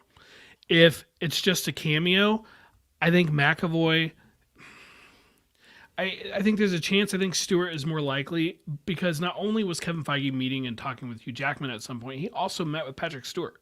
Mm-hmm. We know that, like that's been come out too, and I feel like if you get one, you could get the other, right? So it's like potentially, like I could almost see like if they got a cameo from Hugh Jackman, that would increase the likelihood that Patrick Stewart would cameo as well.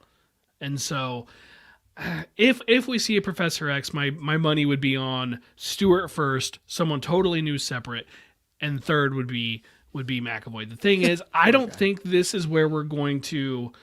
I don't think we're going to meet the new Professor X in this movie. I don't think it's going to happen. So I really think it will come down to Stewart first.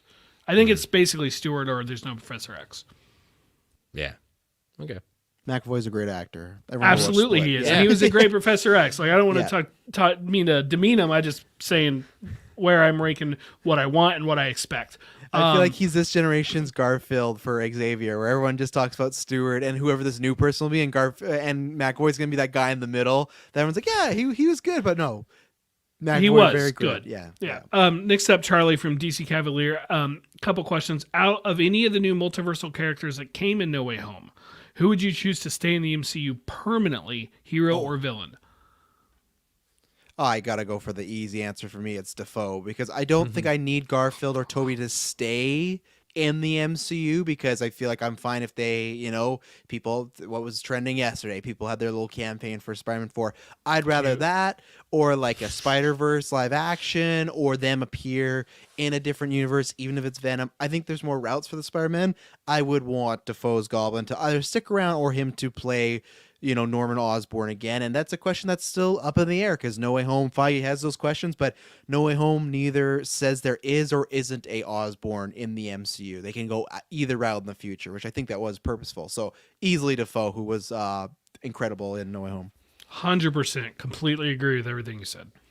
Yeah, 3 for 3. It's Osborn. In fact, I think there's been supposed rumors of a deleted scene of him looking up Harry and Norman at that point.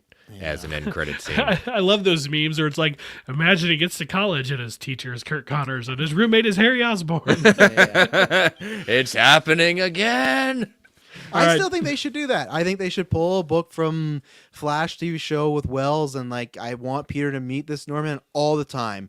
Be always worried about this guy, and be not trusting of him. Even if he is a nice, normal guy, it's like, I know who you are in a different universe. Hey, you know what? He's somewhat of a scientist himself. So he is, yeah. I've heard that. Charlie's other question, if you could only choose one Fox X-Men character to cameo at the end of Doctor Strange, who would you choose? Oh, I missed that part at the end. For me, Deadpool is the character I most didn't want to lose from the merger. Mm-hmm. But I don't think he doesn't need to be in this movie for me to believe we're still going to see him in the future. So I'm going to say Hugh Jackman. I mean, who I think is the most iconic portrayal of any X-Men character, even more than Patrick Stewart. I think it's Hugh Jackman's Wolverine. So I got to say, if I can only pick one, I'm going with him. I will say, and this is where I contradict myself, because I love Hugh Jackman. I think you could argue that it's the best, specifically Logan, the best performance of a comic book It's Darwin, character. isn't it? You want Darwin to show up. Darwin, of course. He didn't really die, so we bring that tweet back 10,000 times. No, for me, it is Michael Fassbender as Magneto, because you talk about someone that has gravitas. You talk about someone that would instantly create a great dynamic. Now, again, that poses all these problems of timelines and this and that, but I would love it if somehow he got plopped into this world, and it's just, that is the case that we talk about Garfield having a good script. Now, luckily, Fassbender had Days of Future Past in First Class, but near the end, he was in some movies that are not up to his caliber. He can. He was always great in them, but imagine him in the MCU getting a showcase, even if it's a Loki showcase like Avengers. I would very much like that. Hugh I do want, but I am more fine because of Logan being such a send-off if it is kept apart. I've always said what I want is Hugh Jackman playing Hugh Jackman in Deadpool 3. That has always been my pitch. I think that's the way you kind of get two birds in one stone, but I would not, I say that about Hugh Jackman, it would happen, I would pop up, and that would go into my theory, because I still think they're going to go with Laura as the main Wolverine, so that would work for me. So, but Fassbender's my pitch. Watch Breaking Fourth Wall. It's Kevin Feige in She-Hulk breaking the fourth wall. Oh, there you go. For me, yeah, I mean, Hugh Jackman, yes, but I'm going to go Magneto, but I'm going Ian McKellen. That's the Patrick Stewart and Ian McKellen are great friends. That's not going to take much if they say, if Patrick's going to be in it and he say, can I bring Ian in just for fun? It's hell yeah. They're like, no, not at all. I don't. No, one of the best. Yeah, what are you talking about? Yeah. Oh, no, it would be good too. Yeah, it's just, Yeah, for all the faults of the Fox X-Men, and goodness knows there's many, they were very good to Magneto and Professor X, both incarnations. Mm-hmm. Well, yeah, and people say that all the time, like, oh, we never had a bad Spider-Man. We never had a bad X or Magneto yet either. We've had some top-tier casting, so it's and I would love to see those two again. So, and plus, is there any mention of Wanda? Because maybe in this universe she's not the daughter, but in theirs maybe. You never know. So yeah. All right. Final question from the Brock man. Brock was right. Who do you think Val's going to recruit next, and where do you think we might see Yelena? So I guess that's two questions.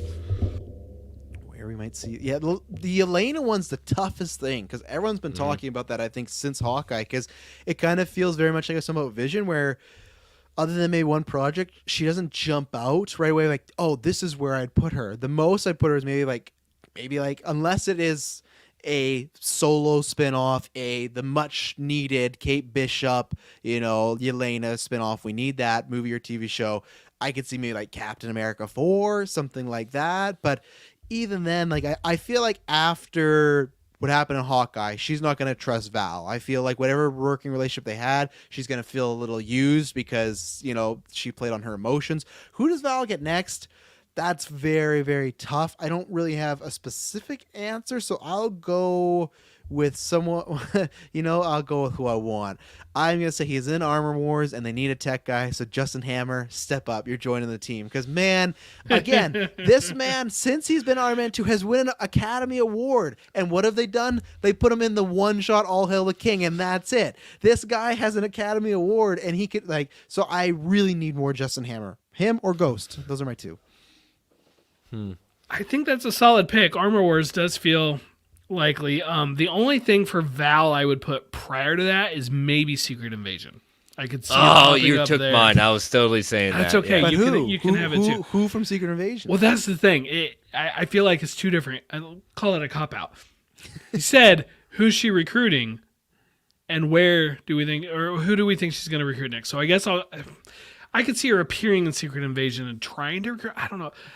Fury. Hey. No. She's going to recruit a Skrull. That's my thing. She's recruiting one of the Skrulls. Well, that's actually a very plausible. I could see that. The first name I'd thought of was the Abomination. Oh, yeah. That'd be which good. So, we don't know what's going to happen. Then? Well, that's the thing. We don't know what's going to happen with him in She-Hulk. So maybe he ends up back in jail or something in She-Hulk, or I don't know, in whatever prison could possibly hold him. And Val shows up. I feel like, but I don't necessarily see Val showing up in She-Hulk. I still think it would be later. Just Abomination, I think, is maybe gonna be in more. The surprise cameo in Doctor Strange, or in Shang-Chi. I mean, we're gonna see him more. I suppose Val recruits Ned. I don't know. Ned probably doesn't remember that his fingers were all tingly for a while there. As for Yelena, that's really tough. Did you guys see that rumor going around from some I don't know, F grade scooper nobody had ever heard of, but they just said there's going to be a Yelena and a Kate Bishop movie, and everybody ran with it. I'm like, I want it, but I don't believe it from you. Let's manifest it into real life. Let's make it happen. $1 billion movie right there. I really don't know which. I'm looking at a list of announced projects that we know are coming out, and I don't see a great one for Yelena. So it's okay, well, let's look at the less fantastical ones, because she's a street level character, and I'm back to either Secret Invasion or Armor Wars. For announced projects, Secret Invasion or Armor Wars. That's where it's one of those, or it's something not announced yet. I feel like it's more likely it's a solo thing announced instead of being in something. Even if it is a Black Widow 2 with her as the star. That would be so awesome. Yeah, I see that more likely right now than her being announced in one of these projects right now. Because Hawkeye fit. Hawkeye made sense, but right now it's, Yeah, she had the breakout performance in Black Widow. They paid off the credit scene in Hawkeye, and they really did a good thing for her character arc. And now take her off in the new run. And I mean, the chemistry with Haley Steinfeld was so amazing. It's I've thought since 2012 they should do Black Widow and Hawkeye. I'm just now thinking of it with different characters, and I feel like that's what the answer should be. The answer should be a Black Widow movie.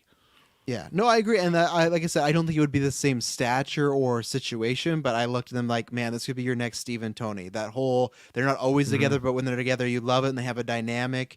And I do have one other place for Yelena, but I don't want to say it because just in case Chris has it. So I'll let Chris go, and if not, then I'll shout it. I don't want to steal another thing.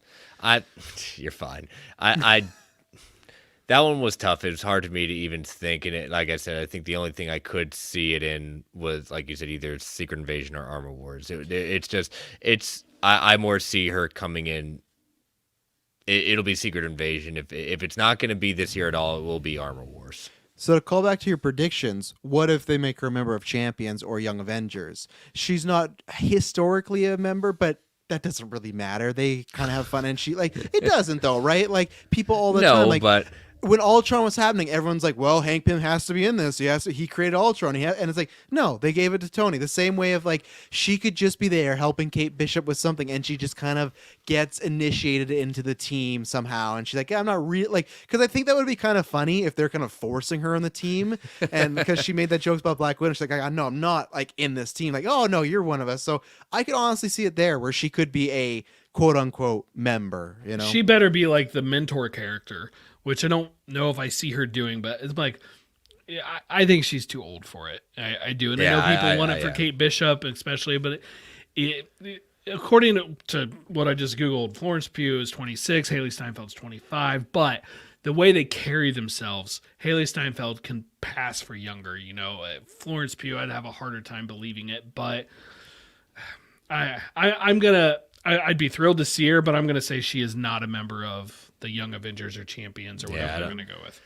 Yeah, do you see her standing side by side with Miss Marvel? And no, I don't. Not maybe in the massive team up in a Secret Wars, but not in this. I just think another reason why I'm leaning towards this, because I actually, as much as I want to put in the universe, I don't know if we will get that Kate Bishop and Yelena project. So I could see that's another place where they doubled down on the chemistry they had of well, maybe she was in the cards, but that's another way to get them back and forth. So time will tell.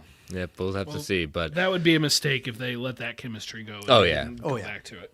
Very much so. But all right, let's take our last ad break and before we wrap up with our last few topics for the show. So again, listeners, here the ads are coming. Turn that volume down. They support the network. Thank you for listening or skipping a worry through. So 3, 2, 1. We'll be right back.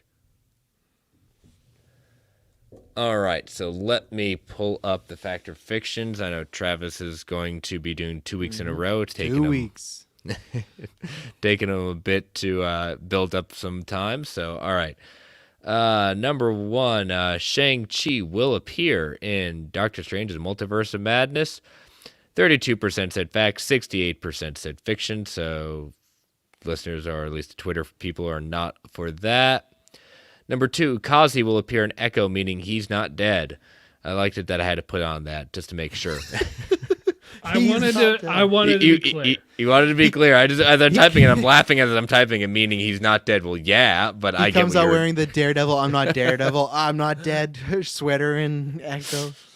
67% said fact, 33% said fiction. Again, we didn't see a body.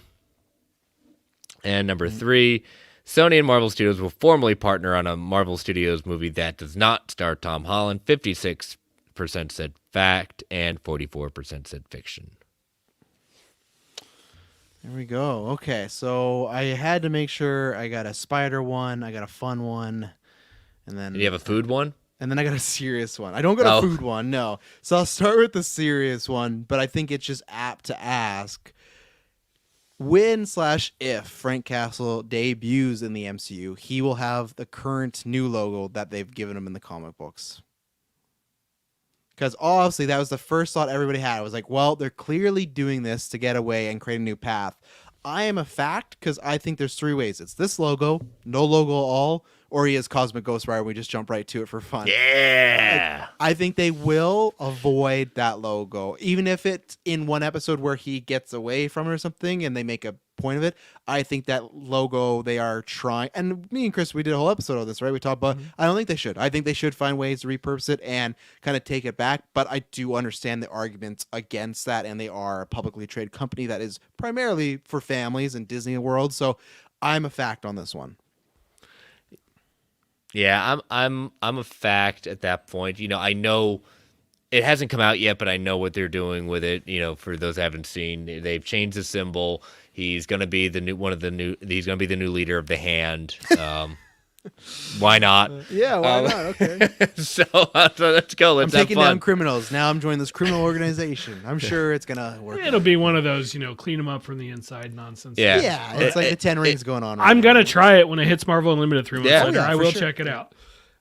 Yeah, I'm a fact on this one just because there's a reason. They've been trying to figure out a way to bring it back after everything of the hijacking of it.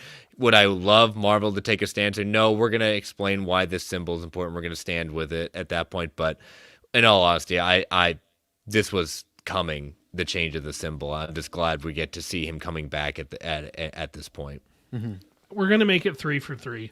It's a fact. I think we will see the different symbol or maybe the no symbol idea, which I hope not.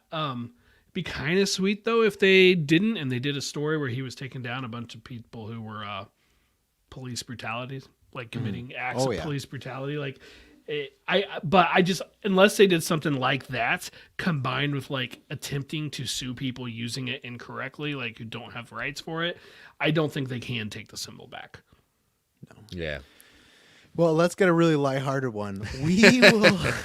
We will see Joe Fixit in the next 2 years. So we could obviously, Professor Hulk's gone through some changes, but the reason I said 2 years because I could easily see them doing some sort of what if episode or something set in that universe. So it has to be MCU, not a offshoot animated thing. That's why I proposed it because I just saw Joe Fixit the other day on Twitter. I was like, you know what? I love that. So did you say what if counts? Yeah, because it's a different universe. Yeah, but now that they're all technically, Toby's in the MCU now, so that's just like a Marvel Studios property. That's what I'll say. Okay, so not necessarily the Secret Timeline. Yeah. 2 years. Jeez, after reading Immortal Hulk and Joe Fixit then. But think about where the Professor Hulk is now. Clearly I'm a fact on this one. I think it's going to happen. I might be wrong on the 2 years, but I thought if I went 3, that was maybe a too easy just to stay back. I think 2 years you could easily not get it. I think I'm a fact. It's almost like Hulk's now become how many different changes we can do to really tick off people at this point just to have fun, and I could really see them doing that. And you know what? What the hell? Sure, let's see it happen. I don't know about the 2 years, but sure, I want to see a Joe Fixit in live action. That'd be kind of cool. I'm gonna go fiction. I would have said fact at 3 years because but you said 2 years. Yep. And we pretty much already know 2022. Like I don't see it happening in She-Hulk, and so you're basically 2023. You don't know what's going to happen. You're there. basically saying 2023.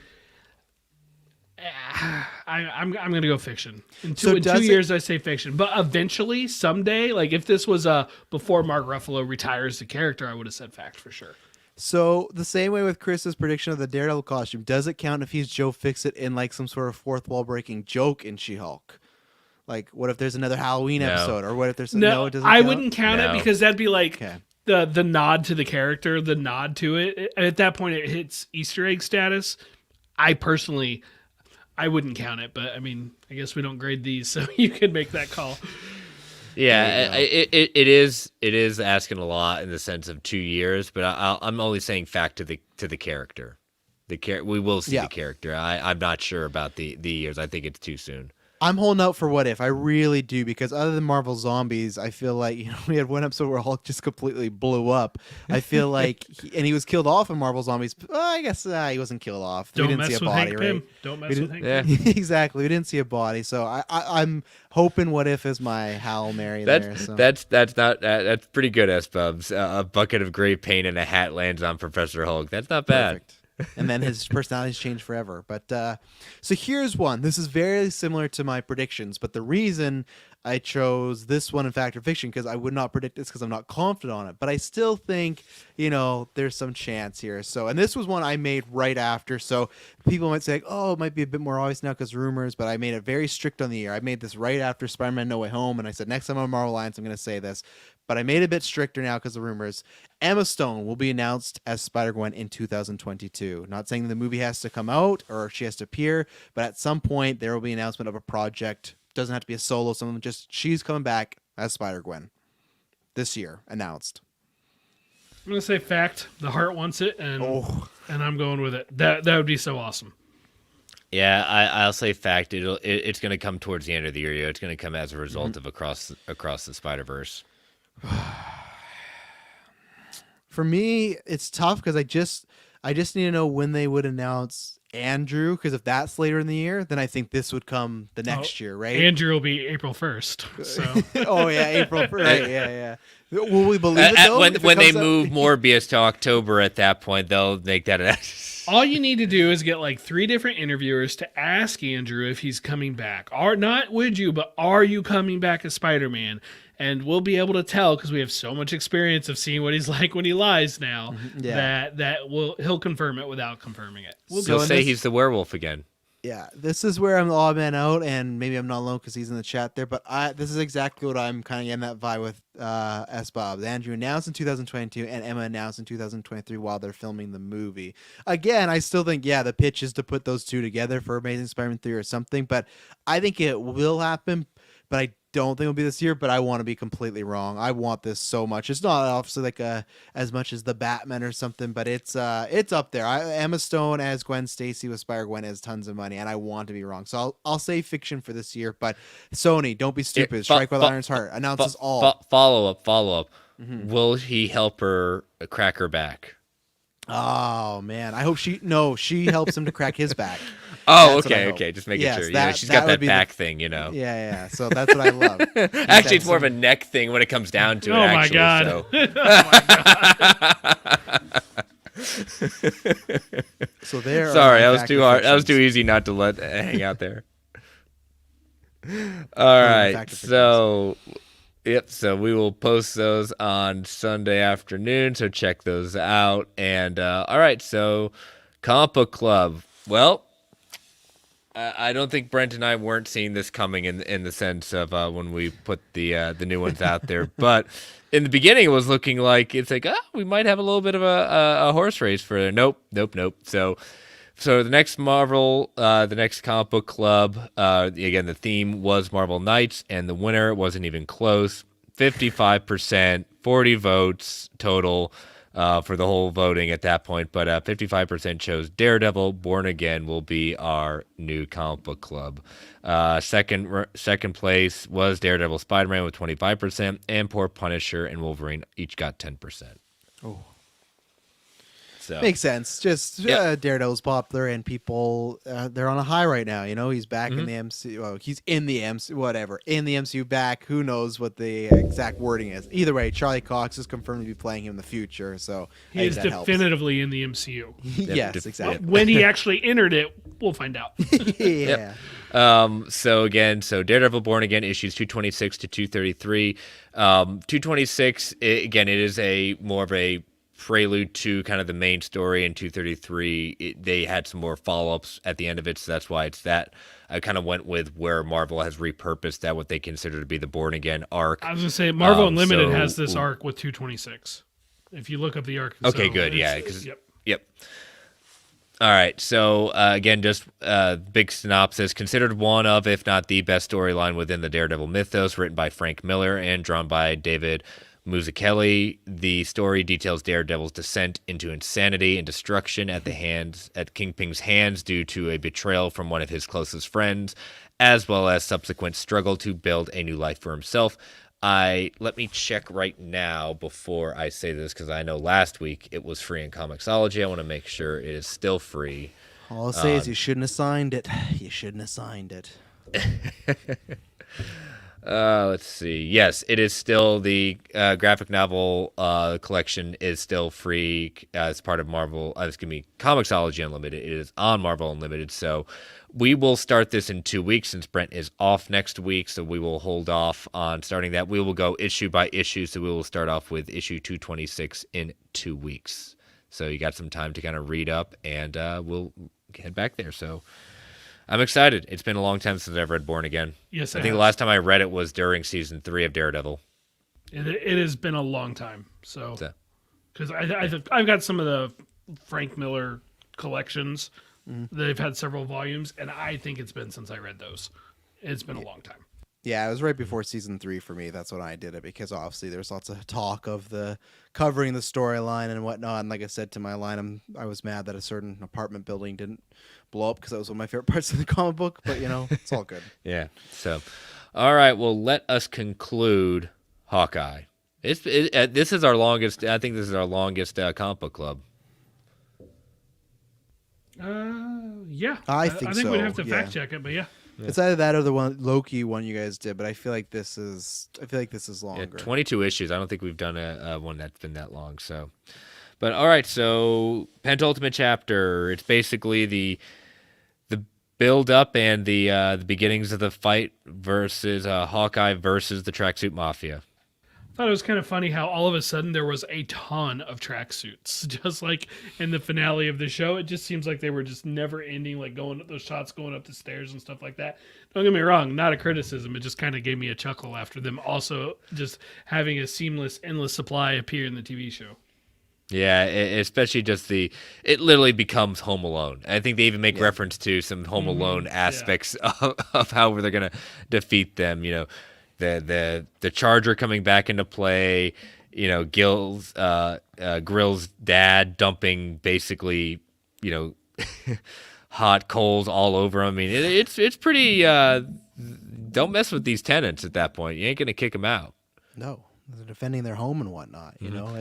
It's a really fun setup to the finale, but it feels like the most smallest Return of the King battle. Like, you got the tenants versus Tracksuit Mafia and all this stuff, but it gets serious really quick on a dime. Like, that's what I like about the start of the issue, that it does kind of think, oh, we're gonna easily take them down, we're having some fun, but as it progressively goes on, it gets a little more dire for the team and Clint and his bastard brother. Yeah, I had almost thought when I first read this, I thought Barney was dead. Mm-hmm. So, but he's not. Nope. Yay. There's Lucky just popping up at the end with the arrow in his mouth. Yeah, exactly. And we hadn't seen Kate until this next issue. So seeing her, seeing her return in her glory at that point, just rocking the glasses at that point and just taking down all the tracksuits just because, and her getting it, finally taking some revenge on Kazi a little bit. I mean, how dare he shoot that dog, though? Okay, did Lucky survive? I haven't read any Hawkeye solo stuff past this, and I'm like, this isn't clear to me on if Lucky is alive now or not. I think he did, because I thought there was a famous Matt Fraction quote of, "I'm not going to kill the dog," and Clint and Kate aren't going to get together. So I'm pretty sure Lucky is still alive in the canon. I like those were his two things. The dog's alive, and Kate and Clint are not hooking up. Yeah, both are the right choice. Yes. Yeah. So yeah, I think he made it. But yeah, Kazi, he's cold. You know, he's I don't know if we'll ever see that in the MCU, but this one he like literally is the definition of a hired assassin. He's just there to get the job done. And yeah, the ending of the last issue I really like of her Lucky just coming up with the arrow and signifying that Kate's back, because I know you guys were covering and we talked about recently too that her and Hawkeye had this big falling out. So it feels very movie quality, like very last minute, but it works. And but yeah, I was with you guys that I did think Barney was a goner, but no, he had to stick around to stick it to Clint one last time. Basically, take the money and take one of the tenants he had that had the kids that were hanging out with that weird issue. Good for her. Good for her and the kids, though. They got a lot of money and stuff like that. I just love Barney's like, oh, yeah, remember that money I was telling you about that I was trying to find? Well, I found it, and I'm not going to be back for a little bit. I got a new job. It just and I honestly thought, like, same like him being dead, I thought he had turned the corner, and he was going to be a good guy. But no, he took it all. Like, not even left Clint any. He took it all. Mm-hmm. And in the ending, setting up the idea of, all the villains basically saying, kill Clint, kill Kate at that point. We're in the Avengers killing business with Kingpin. So, we know if the next series kind of setting up stuff that we're not going to visit right now. So, but I did like how it ended with, both of them taking aim, shooting at the target, and, very much what the ending titles of the show did all the time. So, yeah, it felt like a good ending. My only complaint was it wasn't clear to me on Lucky's status. I'm like, you can't kill the dog, come on. But it was a good series. I'm glad we read it. I'm glad that the show borrowed from it or was inspired by it, however you want to put it so much. I really enjoyed it, and I had read most of it before. It turns out I had read most of it. I think I fell off around the time of that weird dream sequence issue that was so dumb. And other than that, I liked it. I'm glad we did it. This was a good one. Yeah. So, all right. So like we said, we will pause Comic Book Club for 2 weeks. Travis and I are not going to do anything with Comic Book Club next week. At that point, we'll probably come up with some weird thing to put in its place. Maybe something involving food, Moon Knight, combo. Well, hopefully it'll be a trailer, and then I can just like a pulled pork, we can just roast it and tear it apart, and just piece by piece, and just a nice marinade. But who knows? We'll see what's. We'll have to see. But yeah. So all right, volume 88 in the books. So again, want to thank our sponsor, OrganicPriceBooks.com, again for all your omnibus collected edition and hardcover needs. Use that code MarvelGUA at checkout for $2 off every single order. Thank you again for being our sponsor. Travis, I know you're going to be back next week, but tell people how they can follow you and anything coming up on Geekverse that they should check out. At Travis B. Snail. Yeah, we just did our, I say annual, but not really, because we said this before. And every year we started Geekverse, we used to do one of our favorite casts for the fans, for listeners, where we did the 2020 movie and video game preview. We did not do that last year because all the things had got delayed. So it was like, well, we had already talked about this year before, but both for video games and movies, we had completely new things to talk about. We did our first ever draft for the video games, so it was we all picked 5 games, and whoever is going to have the best Metacritic score at the end of the year wins. And then next week, we're doing our movie draft. So we're all going to draft, I think, 5 or 10 movies, and at the end of the year, whoever has the biggest box office wins that. And it's all just for pride, and I'll probably win it. But yeah, and then I'll be back next week, and Travis B. Snail, find me on there. I'm probably just sharing pictures of the Batman and just hoping we get more Spider-Man with and Toby Florence Andrew Pugh Boy. Yeah. And hashtag Pew Boys for life. Yes, of course. I'm rocking the shirt right now. So hopefully next week there'll be a Moon Knight trailer, and there'll be a movie announcements for Florence Pugh for a 6 trilogy deal. Not even 6 movies, 6 trilogies. Just to bring a smile to our boy Clay's face, right? Oh yeah, completely wrong. But yeah, this was fun doing this. I always love coming on, and yeah, I'll be back next week. Brent, same question as always. Yep, Brentak Prime, Twitter, TikTok. yeah, Fans Without Borders won't be back till the end of the month because I'm going to be gone on our next scheduled recording for that. Travis, thank you for filling in next week in advance. I'm looking forward to listening to it. I don't know if I'll get to listen to it next week, but I will hopefully find some time to squeeze that one in. You know, the bad thing about being on vacation is I fall way behind on my podcasts, and I'm already way behind because of the winter break. But regardless, the planned schedule is I'm only being gone for 1 week, so I will see you guys in a couple weeks. Yep, and definitely if you're needing some fun stuff, you got that Unpopular Opinions episode that dropped with fans, so check that out. A lot of fun discussions y'all had. That was a good one, Thank you. And that person's completely right at Darth Vader. Darth Vader sucks, and Kylo Ren's a lot better. I don't think they said Kylo Ren was better. No, that's my personal association. But Anakin, they should have got rid of him, you know? But that's fine. All right. Well, again, you can follow this show on Twitter at Marvel A Podcast. You can follow me personally at Chris Balga. Again, my other show, World's Finest True Believers. You can follow that at Finest Believers. You can email the show, marvelalignedpodcast@gmail.com. You can follow the Geek Ultimate Alliance Network at GUA Pod Network. Feel free to tweet, email if you want to provide feedback, ask questions, fact or fictions. Continue to rate, review the podcast on Apple Podcasts, Spotify, whatever platform of choice may be. Thank you all for listening. Thank you all for joining us in the chat. Stay safe out there, everyone. And as Stan the Man would say, Excelsior, true believers.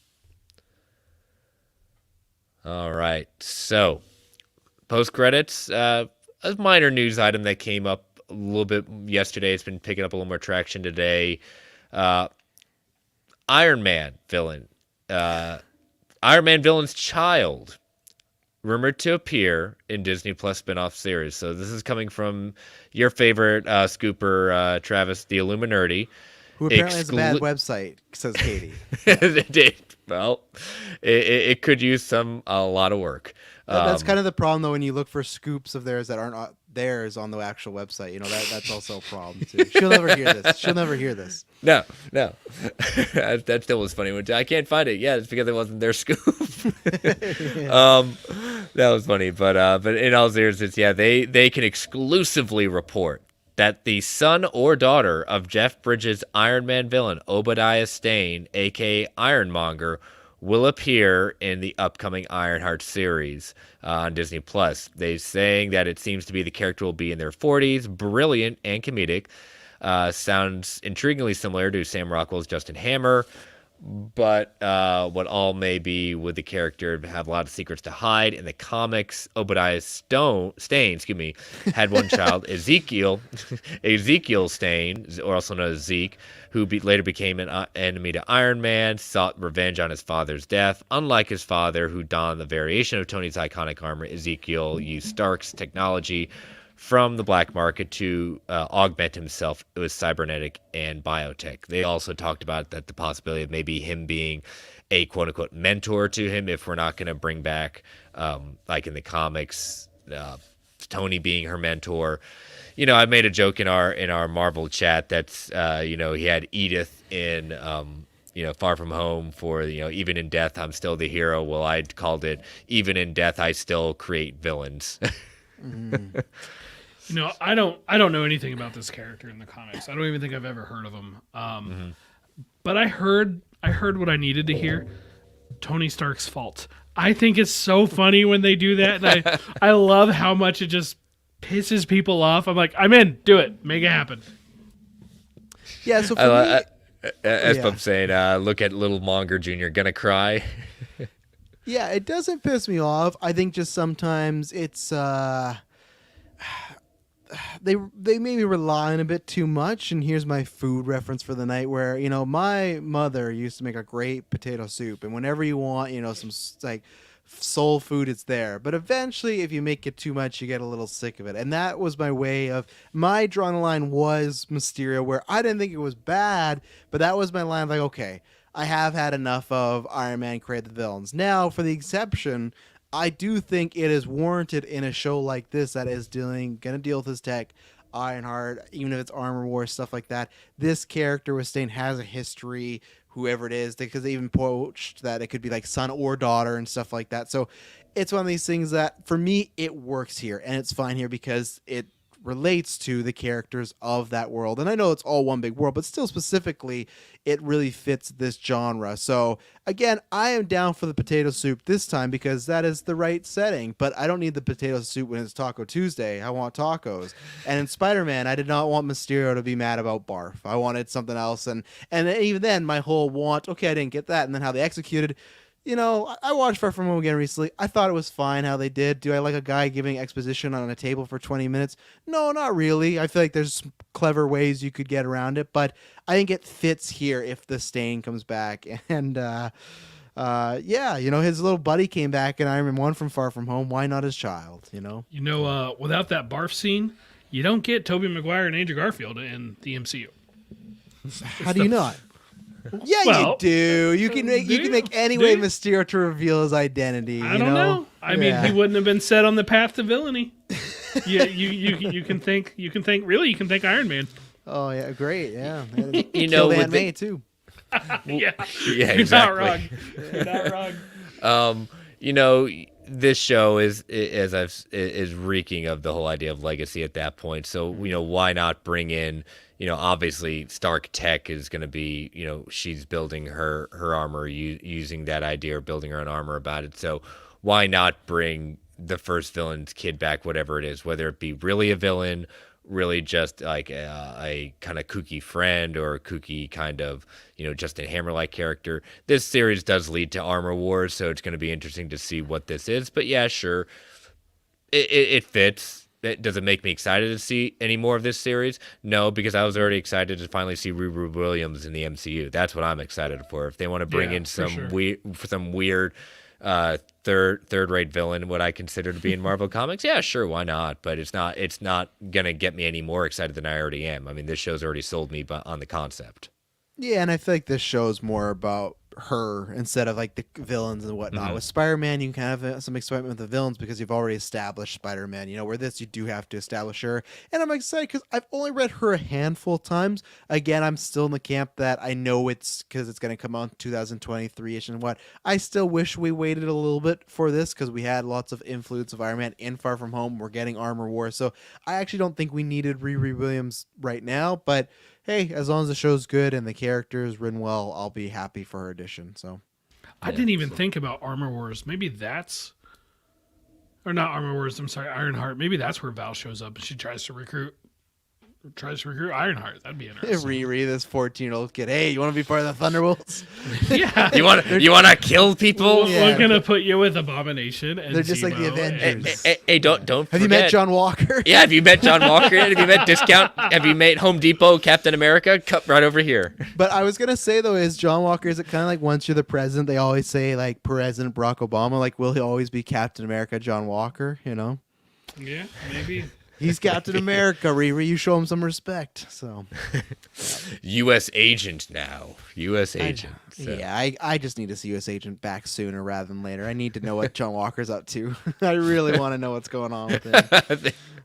He's back. I'm back, baby. I'm back. Like, what trouble is this man getting into? So I can't wait. I need to see some more John Walker very soon. Yep. So we'll see. But all right. Well, Travis and I will see you next week. Brent, stay safe in your travels. We will see you in 2 weeks, my friend. Yep. All right. Later, everyone.